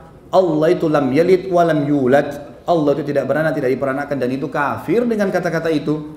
Nggak bisa dipungkiri itu. Wa qala al-masihu ya bani Israil a'budullaha rabbi wa rabbakum. Allah berfirman dan kekal sampai hari kiamat, dan Isa putra Maryam berkata, wahai bani Israel, sembahlah Allah satu Tuhanku dan Tuhan kalian. Innahu may yusyrik billahi faqad harramallahu alaihi al-jannata wa ma'wahu an-nar. Sesungguhnya orang-orang yang menyekutukan Allah, maka Allah telah mengharamkan baginya surga dan juga dia akan masuk ke neraka. Wa ma lidh-dhalimina min ansar, dan orang-orang zalim tidak akan mendapatkan petunjuk. Ayat 70 selanjutnya, ayat 73-nya, laqad kafara alladziina qalu innallaha tsalitsu tsalatsah. Ini dua ayat berturut-turut ya. Al-Maidah ayat 72 ayat 3 memastikan kekafirannya orang-orang Nasrani, enggak bisa diragukan. Dan kalau kafir tidak boleh memimpin kaum muslimin mutlak. Kata Allah setelah mengatakan telah kafir orang-orang yang mengatakan Isa putra Maryam adalah Allah atau Tuhan. Dan yang ayat 73 itu, 73-nya Allah mengatakan laqad kafara alladziina qalu innallaha tsalitsu tsalatsa. Telah kafir orang yang mengatakan Trinitas ya. Wa ma min ilahin illa ilahun wahid, dan tidak ada Tuhan kecuali Tuhan yang satu saja. Wa illam yantahu amma yaqulun, kalau mereka tidak mau selesai berhenti dari apa yang mereka ucapkan itu, la yamassannal ladzina kafaru minhum adzabun alim. Pastilah orang-orang di antara mereka itu akan ditimpakan siksaan dari orang yang kafir, itu adalah siksaan yang pedih. Kemudian Allah Subhanahu wa taala juga mengatakan afala yatubuna ilallah, tidakkah mereka taubat kepada Allah dan tidak mengatakan lagi Trinitas itu, tidak lagi membela-bela orang yang salah, wa yastaghfiruna, dan bertobat kepada Allah, wallahu ghafurur rahim. Allah bisa memaafkan asal mereka mau. Mal Masih ibnu Maryam illa rasulun qad khalat min qablihi rusul. Ingatlah, Masih putra Maryam adalah rasul sebagaimana telah lewat sebelumnya rasul-rasul. Wa ummuhu siddiqah, dan ibunya adalah seorang wanita yang jujur. Kana yakulanit ta'am, mereka itu sama-sama makan makanan, bukan Tuhan. Undur kaifa nubayyinu lahumul ayati thumma undur anna yufakun. Lihatlah bagaimana kami menjelaskan kepada mereka tanda-tanda ayat kami agar mereka bisa berfikir, atau bagaimana mereka bisa teralihkan. Itu Al-Maidah ayat 51 sampai tadi 55, kemudian kita atau tadi ayat sampai 59, kemudian kita bahas langkahin sampai 72 sampai 75. Kemudian surah selanjutnya adalah Al-Imran, surah nomor 2 atau 3 ayat 28, dan itu di buku kita ada disebutkan di halaman 157 tentunya. A'udzu billahi minasyaitonir rajim. La yattakhidul mu'minuna al-kafirina awliya'a min dunil mu'minin. Janganlah orang-orang beriman menjadikan orang-orang kafir sebagai pemimpin mereka selain orang-orang beriman. Wa may yaf'al dzalika, siapa yang melakukan itu, yang sengaja memilih non-muslim sebagai pimpinan mereka, falaysa minallahi fi syai'in illa an tattaqu minhum tuqah. Tidak ada lagi urusan kalian kecuali kalian harus berlepas diri dari orang-orang itu. Wa yuhadzirukumullahu nafsa wa ilallahil masir. Dan Allah mengingatkan kalian tentang dirinya. Hati-hati azabnya Allah akan datang. Sesungguhnya kalian akan menuju kepada Allah. Kemudian teman-teman sekalian, kita masuk sekarang ke masalah orang-orang munafik. Jadi pelajaran pertama adalah masalah al-wala wal bara. Bagaimana kita menjadikan atau bersandar kepada Allah dan Rasulnya, membela semua yang berhubungan dengan Allah dan Rasulnya, itu namanya al-wala. Dan bara adalah berlepas diri dari semua yang Allah dan Rasulnya berlepas diri darinya. Dan ini sudah jelas sekali, banyak sekali firman Allah Subhanahu wa taala yang disebutkan dalam Al-Quran. Maaf, saya akan sebutkan lagi, ada ayat surah At-Taubah, ayat surah nomor 9, ayat 24 sampai 25. A'udzu billahi minasyaitonir rajim. Ya ayyuhalladzina amanu la tattakhidhu aba'akum wa ikhwanakum awliya in istahabbul kufra 'alal iman. Hai orang beriman, jangan kalian menjadikan ayah-ayah kalian, saudara-saudara kalian sebagai pemimpin-pemimpin dan tempat bersandar kalau mereka telah memilih kekufuran daripada keimanan. Wa may yatawallahum minkum fa ulaika humudz zalimun. Siapa yang menjadikan mereka sebagai pemimpin, maka mereka adalah orang-orang yang zalim. Itu ayat 24-nya. Ayat 25-nya, Qul in kana aba'ukum wa abna'ukum wa ikhwanukum wa azwajukum wa ashiratukum wa amwalun iktaraftumuha wa tijaratun takhshawna kasadaha wa masakinu tardawna habba ilaikum minallahi wa rasuli wa jihadin fi sabili fatarabbasu hatta ya'ti Allah bi amri wallahu la yahdil qaumal fasiqin. Katakanlah, hai Muhammad, kalau seandainya ayah-ayah kalian, anak-anak kalian, saudara-saudara kalian, istri-istri kalian, atau pasangan hidup kalian, atau keluarga kalian, dan harta yang kalian sedang kumpulkan, ini untuk orang-orang munafik semua ditekankan di sini. Dan bisnis yang kalian sedang bangun, serta tempat-tempat tinggal yang kalian sedang kejar dan bangga-banggakan, lebih kalian cintai daripada Allah dan Rasulnya. Setelah Allah dan Rasulnya diolok-olok lalu kalian biarkan, dan jihad di jalannya, membela di jalan Allah, maka tunggulah saja sampai Allah datangkan perkaranya. Sesungguhnya Allah tidak akan memberikan petunjuk bagi kaum yang fasik. Kata sebagian ulama tafsir, maksudnya Allah akan menghukumnya. Ini antara ayat 23, 24 atau 24, 25 ya. Ini salah satunya surah At-Taubah. Kemudian juga Allah Subhanahu wa taala menyebutkan dalam surah Al-Mujadilah, surah nomor 58 ayat 22. A'udzu billahi minasyaitonir rajim. La tajidu qauman yu'minuna billahi wal yawmil akhir yuwadduna man hadallaha wa rasulahu walau kana aba'uhum aw abna'ahum aw ikhwanuhum wa ashiratuhum. Kalian tidak akan menemukan orang-orang yang sudah mengaku beriman pada Allah dan hari akhir, mereka masih berkasih sayang dan menjadikan. Kalian akan menemukan orang-orang yang beriman kepada Allah dan Rasulnya. Kalian tidak akan menemukan orang yang beriman kepada Allah dan Rasulnya, mereka masih berkasih sayang kepada orang-orang yang telah memusuhi Allah dan Rasulnya, walaupun itu mereka adalah ayah-ayah dan anak-anak mereka. Walau kana aba'uhum aw abna'ahum aw ikhwanahum, atau saudara-saudara mereka, wa ashiratuhum, atau kerabat-kerabat mereka. Ulaika kataba fi qulubihimul iman, mereka itulah yang telah Allah tanamkan dalam hati mereka keimanan. Wa ayyadahum biruhin min, dan Allah berikan ketenangan di dalam hati-hati mereka. Wa yudkhiluhumul jannatin tajri min tahtiha al-anharu khalidina fiha radhiyallahu anhum wa radu an. Sesungguhnya mereka itulah yang telah Allah Subhanahu wa taala siapkan surga bagi mereka yang di bawahnya mengalir sungai-sungai dan mereka kekal dalamnya, dan Allah ridho kepada mereka dan mereka pun ridho kepada Allah Subhanahu wa taala. Al-ayat. Dan ini cukup banyak ayat-ayat Al-Qur'an yang membahas tentang masalah apa yang kita sebutkan tadi.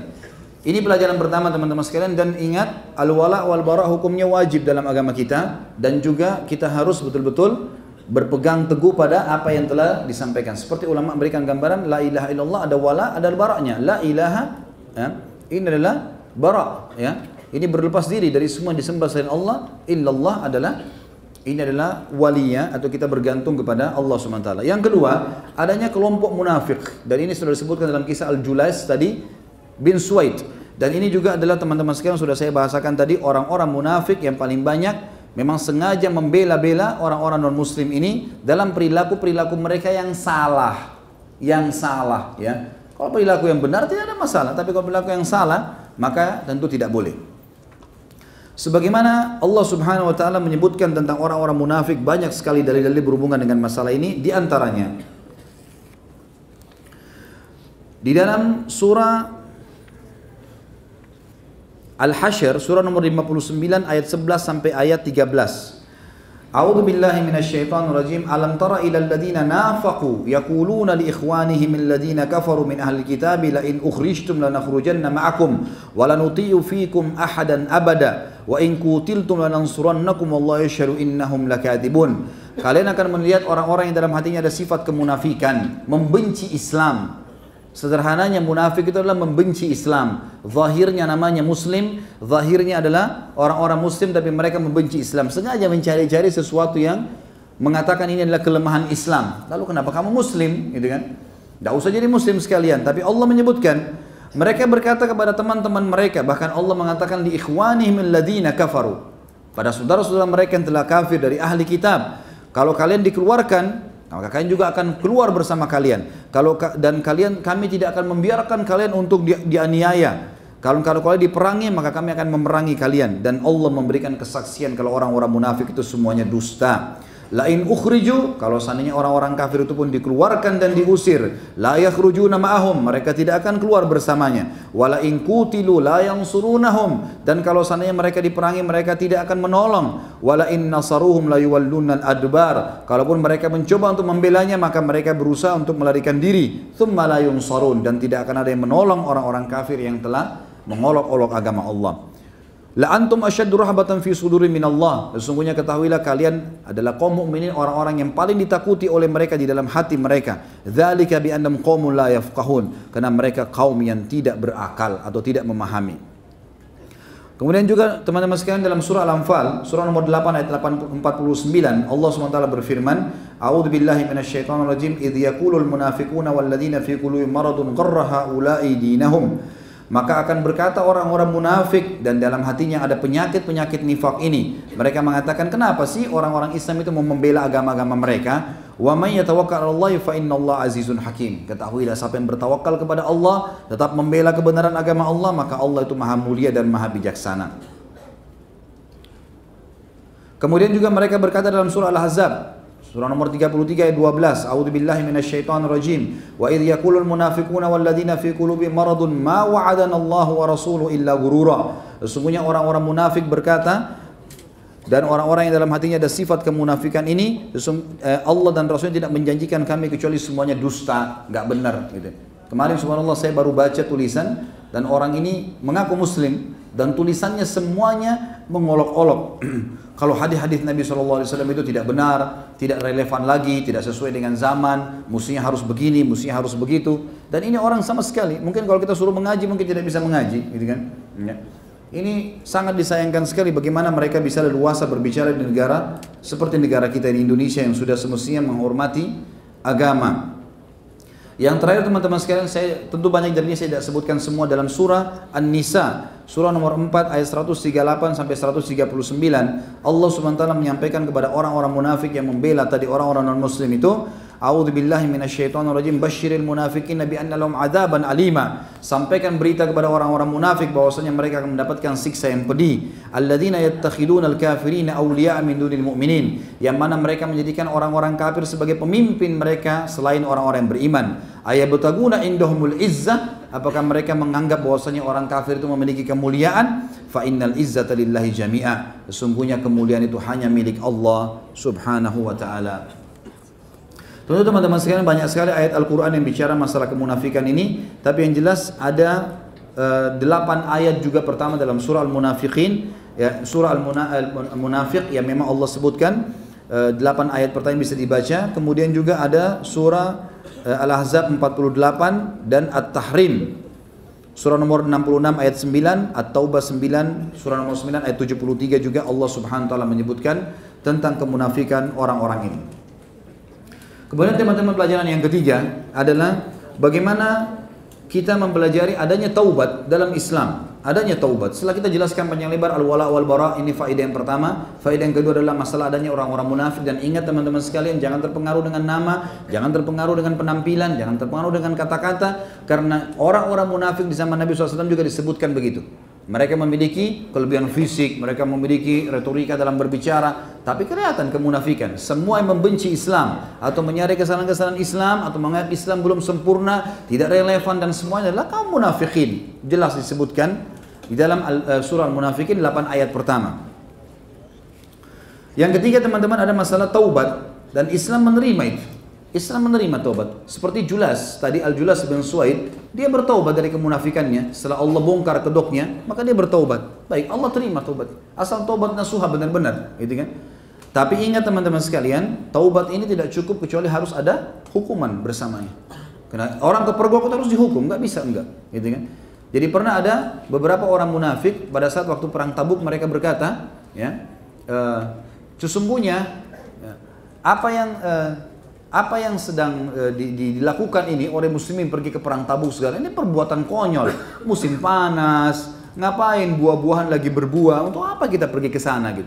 Lalu kemudian mereka mengolok-olok. Lalu mereka berkata, sesungguhnya ahli-ahli Quran itu tidak kami lihat kecuali perut-perutnya pada buncit. Dan mereka itu adalah orang-orang yang tidak layak untuk dijadikan sebagai pegangan. Lalu subhanallah, pergilah beberapa orang sahabat yang mendengar melaporkan kepada Nabi SAW, turun ayat surah At-Tahrim menjelaskan masalah itu. Ya, surah At-Tahrim menjelaskan masalah itu. Kalau mereka berolok-olok dan mereka, Allah SWT sudah menerangkan dalam Al-Quran menjelaskan. A'udzubillahi minasyaitonirrajim.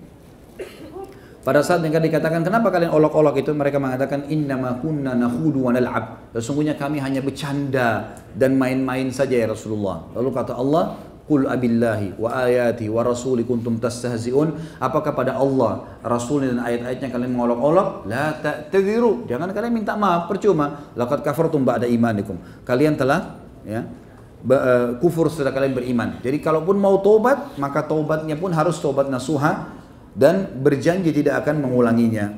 Ini tentu taubat, dan Imam Nawawi menyebutkan bahwasanya taubat memiliki 3 syarat mutlak, yaitu yang pertama, dia harus meninggalkan dosa itu seketika, yang kedua, dia harus menyesal, dan ketiga, dia berjanji kepada Allah SWT tidak akan mengulanginya. Yang keempat, perlunya dakwah teman-teman sekalian, dan harus kita sampaikan. Dakwah itu bisa dengan perkataan, perilaku, ya gitu. Termasuk dakwah dalam Islam adalah membela kebenaran Islam seperti yang terjadi sekarang. Wajar kaum muslimin membela itu, gitu kan? Dan saya bersyukur kepada Allah SWT kalau muslimin menyadari bahwasanya pentingnya untuk membela kitabnya Allah Subhanahu wa taala. Dan ini juga memberikan gambaran kepada orang non muslim, memang negara yang sedang mereka tinggal sekarang negara yang mayoritasnya muslim. Gak bisa mereka main-main dan mengolok-olok kaum muslimin, dan tidak pernah selama pemimpin muslim ada kemudian mereka tidak mendapatkan haknya. Malah banyak minoritas yang diberikan haknya dari kaum yang mayoritas. Jadi dakwah perlu disampaikan dan nasihat. Makanya tadi Umair radhiyallahu anhu menasihatin ayat dirinya, mengatakan kau telah berkata begini, taubatlah kepada Allah, kalau tidak saya akan lapor kepada Nabi SAW. Lalu dia tidak mau, maka dilaporkanlah. Dan ini kebenaran teman-teman sekalian, kita harus sampaikan kebenaran itu. Kata Nabi SAW dalam hadis, awthaqu ural iman al-muwalatum fillahi wal mu'adatum fillah wal hubbu fillahi wal bughdu fillah. Tali simpul keimanan seseorang yang paling kuat di antara satu sama yang lain, antara kaum mukminin adalah wala kepada Allah dan bara kepada Allah. Maksudnya bergantung dan membela semua apa yang Allah perintahkan dan memusuhi semua apa yang Allah musuhi, menyintai karena Allah dan membenci juga karena Allah Subhanahu wa taala. Yang kelima teman-teman, pentingnya menanamkan pendidikan dari masa kecil. Dari masa kecil, bagaimana kita mendidik agama itu dari masa kecil. Jadi sekarang kalau kita pernah teman-teman baru kenal agama, kita baru kenal agama mungkin di umur 30 tahun, 40 tahun, 50 tahun, baru kita kenal sekarang, oke lah ya. Kita jangan wariskan itu pada anak-anak. Biarkan mereka mengenal agama dari masa dini, biarkan mereka mengenal dari kecil. Ingatkan selalu perkataan Allah, gitu ya. Tanamkan kepada anak-anak. Pada saat saya bilang kepada anak-anak saya dari umur 2 tahun, dari mereka mulai bisa ngomong, nggak boleh dengar musik nak, hukumnya haram, nggak boleh kenal nak, nggak boleh dengar nak. Anak saya sekarang walaupun masih terbata-bata bisa mengatakan itu. Pada saat ada ringtone di HP bunyi, seseorang yang datang, kemudian di rumah kemudian bunyi, dia bisa mengatakan musik haram, gitu kan. Dia membahasakan itu. Dan alhamdulillah tertanam dalam jiwanya. Penanaman itu sangat penting karena mereka akan bawa menjadi prinsip dasar dalam kehidupan mereka. Itu dakwah dan harus penting penanaman itu. Kemudian yang keenam teman-teman, pentingnya memilih pemimpin yang gubernur yang zuhud dan memenuhi syarat-syarat dan muslim. Yang membuat kata para ulama suksesnya Umar radhiyallahu anhu dalam kepemimpinannya, sebagaimana Umar bin Abdul Aziz pernah berkata, satu cucu Umar bin Khattab, pimpinan Daulah Umayyah di tahun 99 sampai 101, 2 tahun memimpin, tidak ada lagi orang yang menerima zakat. Waktu dia pertama jadi khalifah, dia mengirim surat kepada sepupunya sendiri, Salim bin Abdullah bin Umar, cucunya Umar bin Khattab di Madinah, seorang ulama Madinah namanya Salim, adalah rahimahumullah. Umar bin Abdul Aziz menulis surat mengatakan, nah ini Umar bin Abdul Aziz, yang ini, kemudian ada bin Asim bin Umar bin Khattab. Jadi ini sama-sama cucu Umar radhiyallahu anhu. Maka kata Umar bin Abdul Aziz kepada sepupunya, hai Salim, kirimkan kepada saya semua informasi tentang kakek kita Umar, karena saya mau memimpin seperti dia. Jawabannya Salim apa? Hai Umar, kalau seandainya kau menjadikan dirimu seperti Umar, kakek kita dulu, dari kesolehannya, dari kezuhudannya, dari segala, Allah akan datangkan orang-orang yang semisal dengan orang-orang yang di sekitar Umar. Jadi termasuk perilaku Umar adalah beliau selalu fokus mencari orang-orang beriman. Semua gubernur yang ada syubhatnya sedikit langsung dicabut sama dia, dicopot dan langsung diletakkan orang-orang yang sesuai dengan kriteria yang sudah saya bacakan tadi dan akan saya ulangi lagi teman-teman sekalian. Kriteria Umar radhiyallahu anhu sudah sangat jelas masalah kepemimpinan dan ini mestinya menjadi tolok ukur buat kita semua. Itu ada di halaman 166 yang pegang bukunya tentunya. Di sini Umar memilih gubernur dari kalangan ahli zuhud, itu dulu yang pertama, yang mendahulukan akhirat dari dunia. Kemudian berhati bersih, hatinya betul-betul kebenaran, bukan karena keluarga, bukan karena segala-gala. Saya kemarin subhanallah pada saat bertemu dengan Imam Masjid Aqsa, kemudian waktu kami lagi umroh plus Aqsa, kemudian saya mampir, saya bicara sama imamnya, saya bilang kenapa? Kira-kira hikmahnya apa? Allah belum berikan kepada antum ini kemenangan. Dia bilang, kalau Allah subhanahu wa ta'ala memberikan kepada kami pemimpin yang tangannya bersih dan hatinya bersih, maka kami akan menang.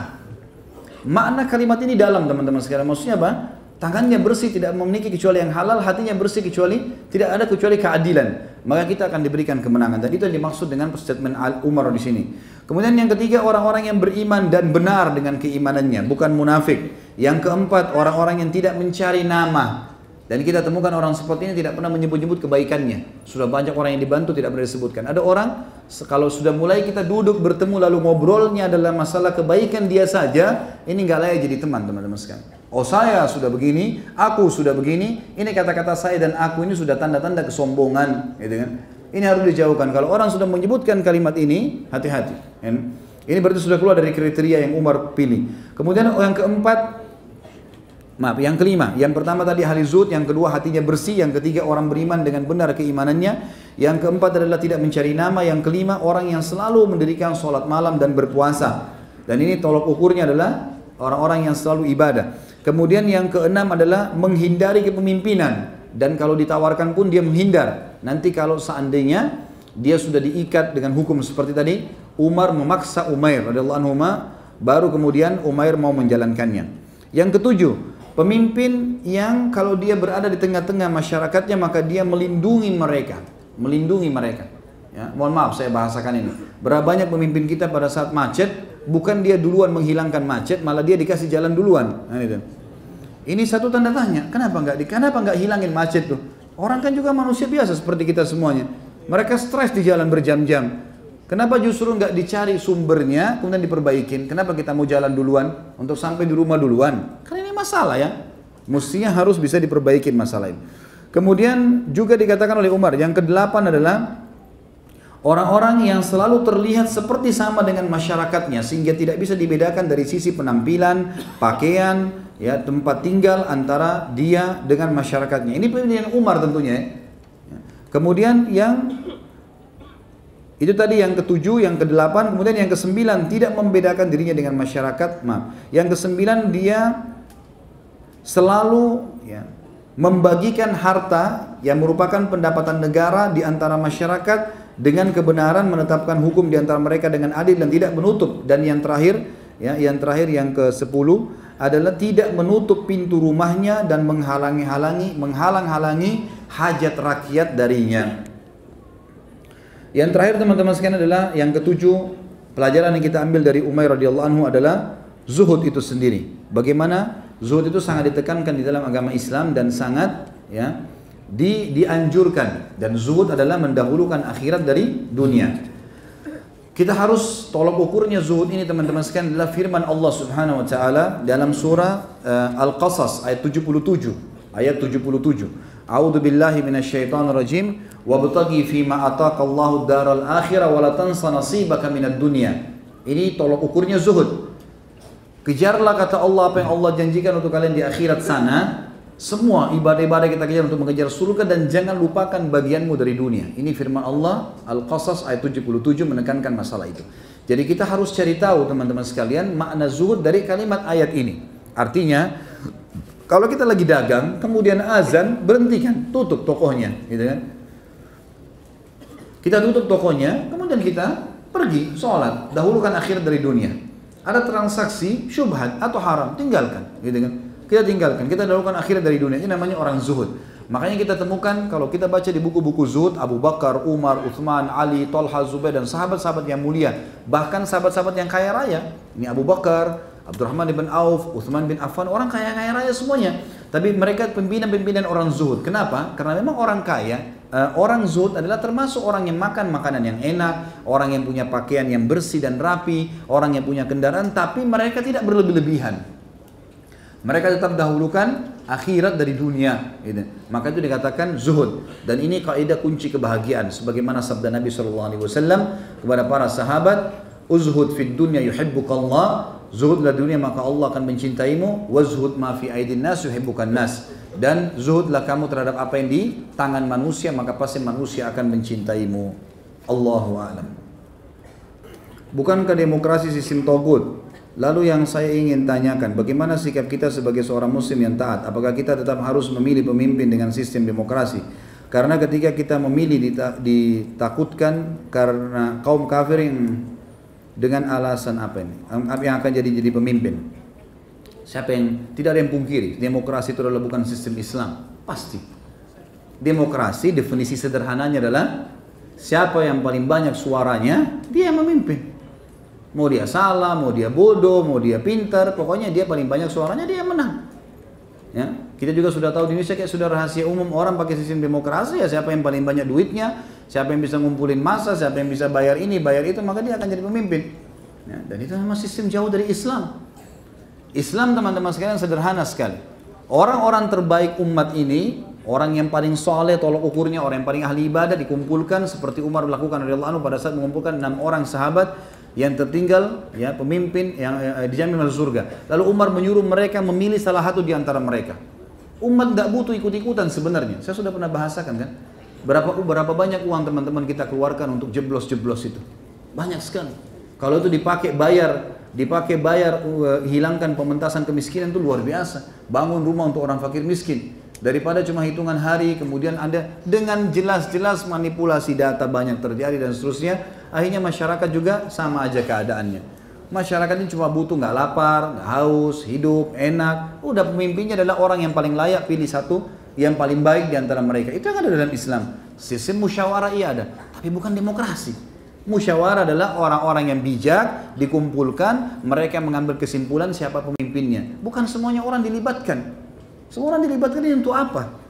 Nggak sama sekali nggak sampai kepada tujuan yang diinginkan. Kalau di sini dikatakan lalu bagaimana kalau kita ini, apakah kita harus memilih atau tidak? Kalau kita lihat kondisinya, bedakan antara mendukung sistem demokrasi dalam arti kata kita terlibat di dalamnya lah, kita segala macam berbuat apapun yang berhubungan dengan itu tuh hindari, jangan ada di situ. Tapi kalau sekarang kondisinya milih muslim atau non muslim, harus milih.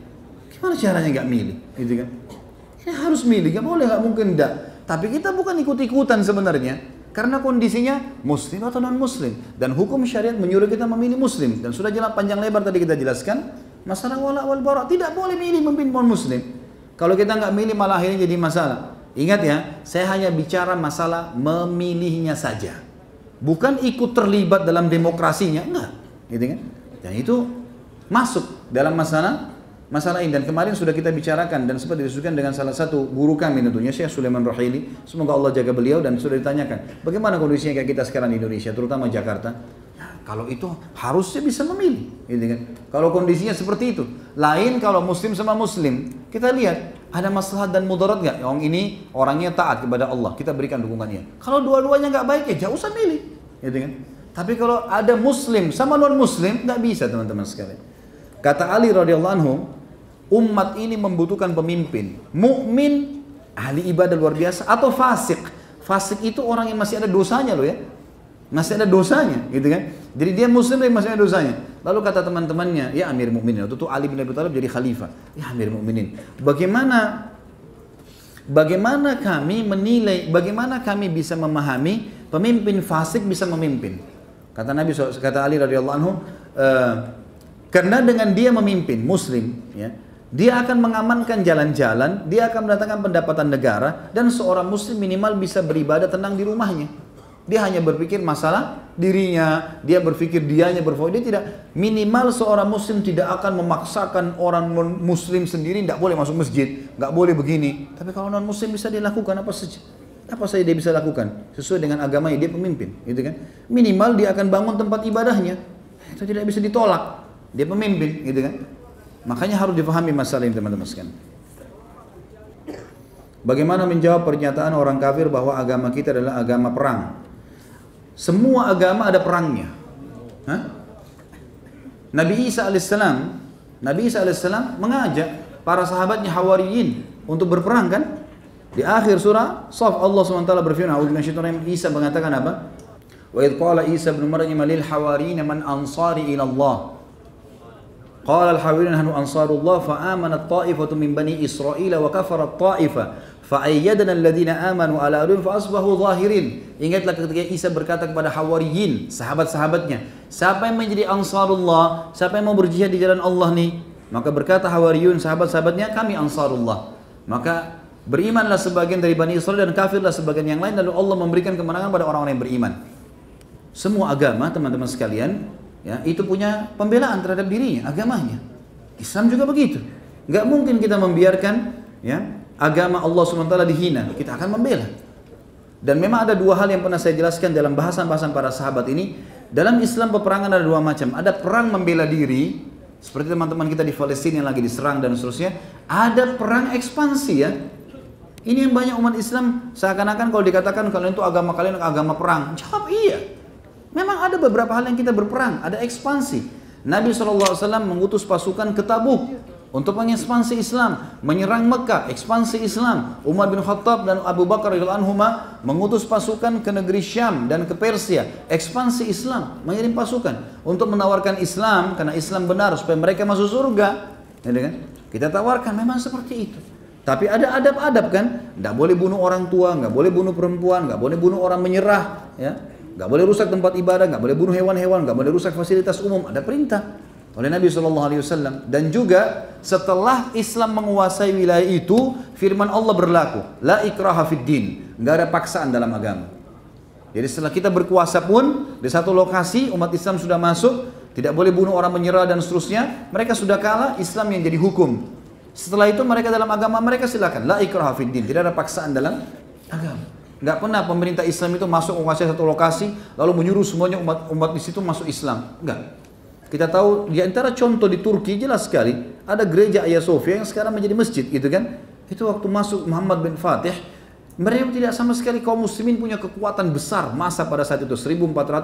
Tahun 1453 Masehi, pasukan muslimin terkenal jumlahnya sangat banyak sampai seperti buih di lautan yang sangat banyak jumlahnya, sampai digambarkan dalam buku-buku saya seperti pasir yang hitam, ya, karena banyak di jumlahnya, nggak bisa dihitung lagi jumlah pasukan muslimin. Menang berhasil, mereka tidak bakar gereja, mereka tidak rusak tempat-tempat ibadah, mereka biarkan orang-orang Nasrani tetap dengan keyakinannya, tapi hukum Islam loh yang berlaku di negara itu, seperti itu. Tadi jelaskan bahwasanya Umar menolak hadiah atau pemberian 1000 dirham, 1000 dinar ya, dari Umar. Saya pernah mendengar hadis bahwa agar saling mencintai, agar saling mencintai sama umat Islam maka tukar menukar hadiah. Maka yang lebih baik jika kita di posisi Umair, menerima atau menolak hadiah, karena dalam kehidupan nyata sering seperti ini. Misalnya kita dapat oleh-oleh, apakah kita boleh menolaknya? Kita harus perhatikan, fahami kisahnya. Umair radhiyallahu anhu mantan gubernur Umar, gitu kan? Berhenti tugas, dia minta berhenti tugas. Lalu Umar mengirimkan dia hadiah. Posisinya seperti itu ya. Beda kondisinya. Kalau antum dikasih oleh-oleh oleh orang tua, oleh kerabat, jauh sekali hukumnya. Ya. Terima saja, nggak masalah itu. Beda sekali. Kalau antum mantan gubernur, ngundurin diri seperti Umair, kemudian dikirimkan hadiah oleh presidennya, ini loh hadiah buat kamu. Oh enggak, saya nggak mau terima, takutnya nanti dikira saya sengaja menerima gara-gara itu. Itu Umair, begitulah, gitu kan? Jadi bukan ada hubungannya sama sekali. Jadi sekarang saling memberikan hadiah silahkan, gitu kan? Karena kata Nabi SAW, tahadu tahabu, saling memberikan hadiah kalian akan saling mencintai. Ya, beda di sini posisinya. Bukankah Allah telah memberikan kita petunjuk menghadapi pelecehan agama dalam surah Nisa 140? Allah tidak suruh kita demo, Allah menyuruh kita berpaling dari mereka, negara kita nggak ada hukum had atau harus bagaimana.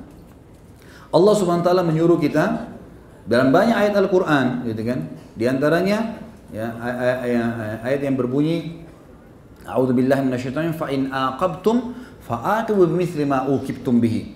Kalau kalian diperlakukan dengan perbuatan yang tidak baik, maka balaslah perbuatan itu seperti perilaku mereka. Sekarang orang ini mengolok-olok agama kita. Dia sedang memimpin di wilayah mayoritas muslim. Gak bisa dibiarkan memang, gitu kan? Bukan cuma sudahlah, dia sudah minta maaf, tinggalin aja. Nggak bisa, nggak boleh jadi gubernur lagi. Titik, selesai, gitu kan? Urusannya itu sudah nggak bisa lagi jadi pemimpin. Memang jangankan dia sudah mengolok-olok Al-Maidah 51, sebelum diolok-olok saja nggak boleh jadi pemimpin. Apalagi tambah dengan masalah itu, sudah nggak bisa, nggak layak ikut dalam pemilihan nanti.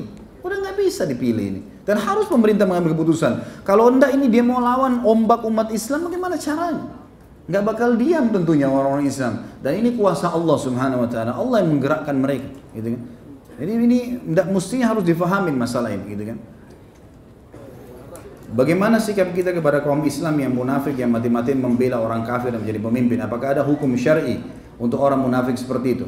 Tentu saja kalau kita lihat perilaku Nabi SAW adalah mereka dipermalukan, disebutkan kesalahan-kesalahan mereka, dipermalukan, gitu kan. Dan kita tuntut pemerintah kita untuk menghukum orang-orang seperti ini. Ya, mengaku-ngaku muslim tapi mengolok-olok. Pokoknya orang muslim pun kalau dia mengolok-olok Islam, termasuk perkataan mengatakan Islam tidak relevan lagi, nggak masuk di akal hadis Nabi itu yang berbunyi begini dan begitu, ayat ini kayaknya sudah tidak cocok lagi sekarang, oh maknanya bukan itu dan seterusnya, padahal dia bukan sama sekali ahlinya. Ya, ini semua adalah orang-orang yang harus dihukum, nggak bisa. Pemerintah setempat tentunya. Kalau secara individu tidak ada hukuman, ya, secara individu tidak ada hukuman di sini. Karena Umar bin Khattab pernah menghukum orang-orang munafik, tapi Nabi SAW melarang. Nabi SAW melarang, gitu kan. Apakah benar pada kekhalifahan Harun Rashid pada Bani Abbasiyah mengangkat gubernur kafir, padahal kita tahu pada zaman itu banyak ulama yang faham Al-Maidah 51. Itu sebagian, ada sebagian buku menyebutkan kalau salah satu gubernur yang pernah diangkat kafir, itu pun di wilayah mayoritas kafir, bukan di wilayah mayoritas muslim, gitu kan. Dan ini teman-teman, kalaupun kita ini pahami satu hal ya, di mayoritas non muslim, maka diangkatlah mereka itu, gitu kan. Orang-orang ini supaya menaungi mereka. Tapi sudah di situ peraturan umat Islam, cuma pemimpinnya saja. Tapi tidak pernah Harun Rashid menjadikan dia pemimpin di wilayah muslim, nggak pernah. Maksudnya di masyarakatnya mayoritas muslim. Juga dari sisi lain Umar bin Khattab pernah meminta surat dari Abu Musa al-Asy'ari. Hai Abu Musa, datangkan laporan keuangan. Abu Musa menjadi gubernur pada saat itu. Datanglah Abu Musa al-Asy'ari membawa seorang sekretarisnya. Kemudian Umar bin Khattab pada saat dibacakan laporannya, rinci sekali. A, B, C, D, tulisan, rincian, pengeluaran, masukan. Umar bin Khattab kagum. Sampai Umar bilang sama yang sedang baca, sekretarisnya Abu Musa al-Asy'ari, sebentar kamu iklankan di masjid ya. Waktu itu datang ke rumahnya Umar kan, sebentar kamu iklankan di masjid. Kata Abu Musa, dia nggak bisa masuk masjid orang ini. Kata Umar, kenapa? Dia lagi junub. Kata Abu Musa, tidak. Karena orang junub kan nggak boleh masuk masjid kan gitu. Kenapa Abu Musa kau larang sekretarismu masuk? Saya mau dia iklanin nih. Apa dia lagi junub? Kata Abu Musa, tidak. Lalu kenapa? Kata Abu Musa, dia Nasrani. Dia Nasrani. Ini riwayatnya jelas, disebutkan oleh Ibnu Katsir dalam tafsir beliau, gitu kan. Maka di sini kata Abu Musa, lalu Umar bin Khattab memukul pahaku lalu mengatakan, kenapa kau nggak keluarin dari tadi orang ini? Bukan cuma di masjid, di rumah kau nggak boleh masuk, keluarin. Kalaupun kita mau benarkan perilaku Harun Rashid yang jelas-jelas memang dia nunjuk pemimpin itu di wilayah yang mayoritas non muslim juga, gitu kan? Ada orang yang membalik-balikan fakta mengatakan tidak, ini di wilayah muslim. Baiklah, mana yang lebih kita ikutin, Umar bin Khattab atau Harun Rashid? Jelas Umar bin Khattab, dia salah satu dari Khulafaur Rasyidin, gitu kan? Jelas sekali. Lalu kenapa sih teman-teman? Kenapa orang ini masih tetap saja menganggap ada kemuliaan di tangan orang non-muslim? Allah mengatakan, ayabtaguna indahumul izzah. Apakah mereka memikirkan ada kemuliaan di tengah orang-orang non-muslim? Kita seakan-akan tidak bisa hidup kecuali mereka. Dan Allah mengatakan orang-orang yang dalam hatinya ada penyakit yang berkata itu. Ya. Orang yang ada sifat kemunafikan. Orang-orang beriman bertawakal kepada Allah SWT. Gitu. Salah satu kriteria pemimpin adalah tidak menginginkan jabatan tersebut. Tapi sekarang ini di negeri kita calon pemimpin semua mengorbit dirinya sendiri. Bagaimana sikap kita? Kan sudah saya bahas ini di dalam bahasan di YouTube, ada kriteria pemimpin dalam Islam. Jadi kita memang sudah terlanjur termakan dengan apa? Dengan sistem demokrasi itu, sudah terbawa dengan itu. Maka akhirnya kita jadi kesulitan sendiri teman-teman sekalian. Ini yang memaksa akhirnya setiap calon harus mendaftarkan diri, harus mengorbit diri, menyampaikan visi misinya. Kan begitu. Akhirnya kan mereka harus mengorbit diri itu. Mereka harus mengeluarkan begini dan begitu. Ini karena sistemnya. Makanya yang harus diperbaiki pertama adalah sistem itu sendiri yang salah. Sistem itu yang salah sehingga akhirnya membuat seperti ini. Mestinya tidak boleh dia mengorbit dirinya. Itu kata kuncinya. Allahu a'lam. Baik teman-teman, mohon maaf masih banyak pertanyaan di sini dan saya berharap Allah Subhanahu wa taala menjadikan kejadian-kejadian yang terjadi sekarang ini justru kebaikan bagi kaum muslimin dan menjadi penyebab hidayah bagi orang-orang non muslim sehingga mereka kembali ke jalan Islam. Baik. Mungkin begitu teman-teman sekalian, kita berdoa kepada Allah SWT semoga majelis kita diberkahi olehnya dan semoga saja semua kaum muslimin diberikan kemuliaan dan kembali ke agama mereka dan semoga negara kita ini dan seluruh negara muslimin diberikan pemimpin muslim yang baik, yang saleh, yang zahid dan juga orang-orang yang patuh dan takwa kepada Allah Subhanahu wa taala. Dan semoga semua yang hadir di sini juga diampuni segala dosa yang pernah dilakukan dan orang yang sakit disembuhkan penyakitnya, yang terlilit dilunasi utangnya, yang belum mendapatkan pasangan dimudahkan untuk menikah dengan wanita atau laki-laki yang saleh dan salihah. Dan juga semoga kita semua disatukan di surga Firdaus tanpa hisab. Subhanakallahumma bihamdika asyhadu an la ilaha illallah astaghfirullah wa atubu ilaik. Wassalamualaikum warahmatullahi wabarakatuh.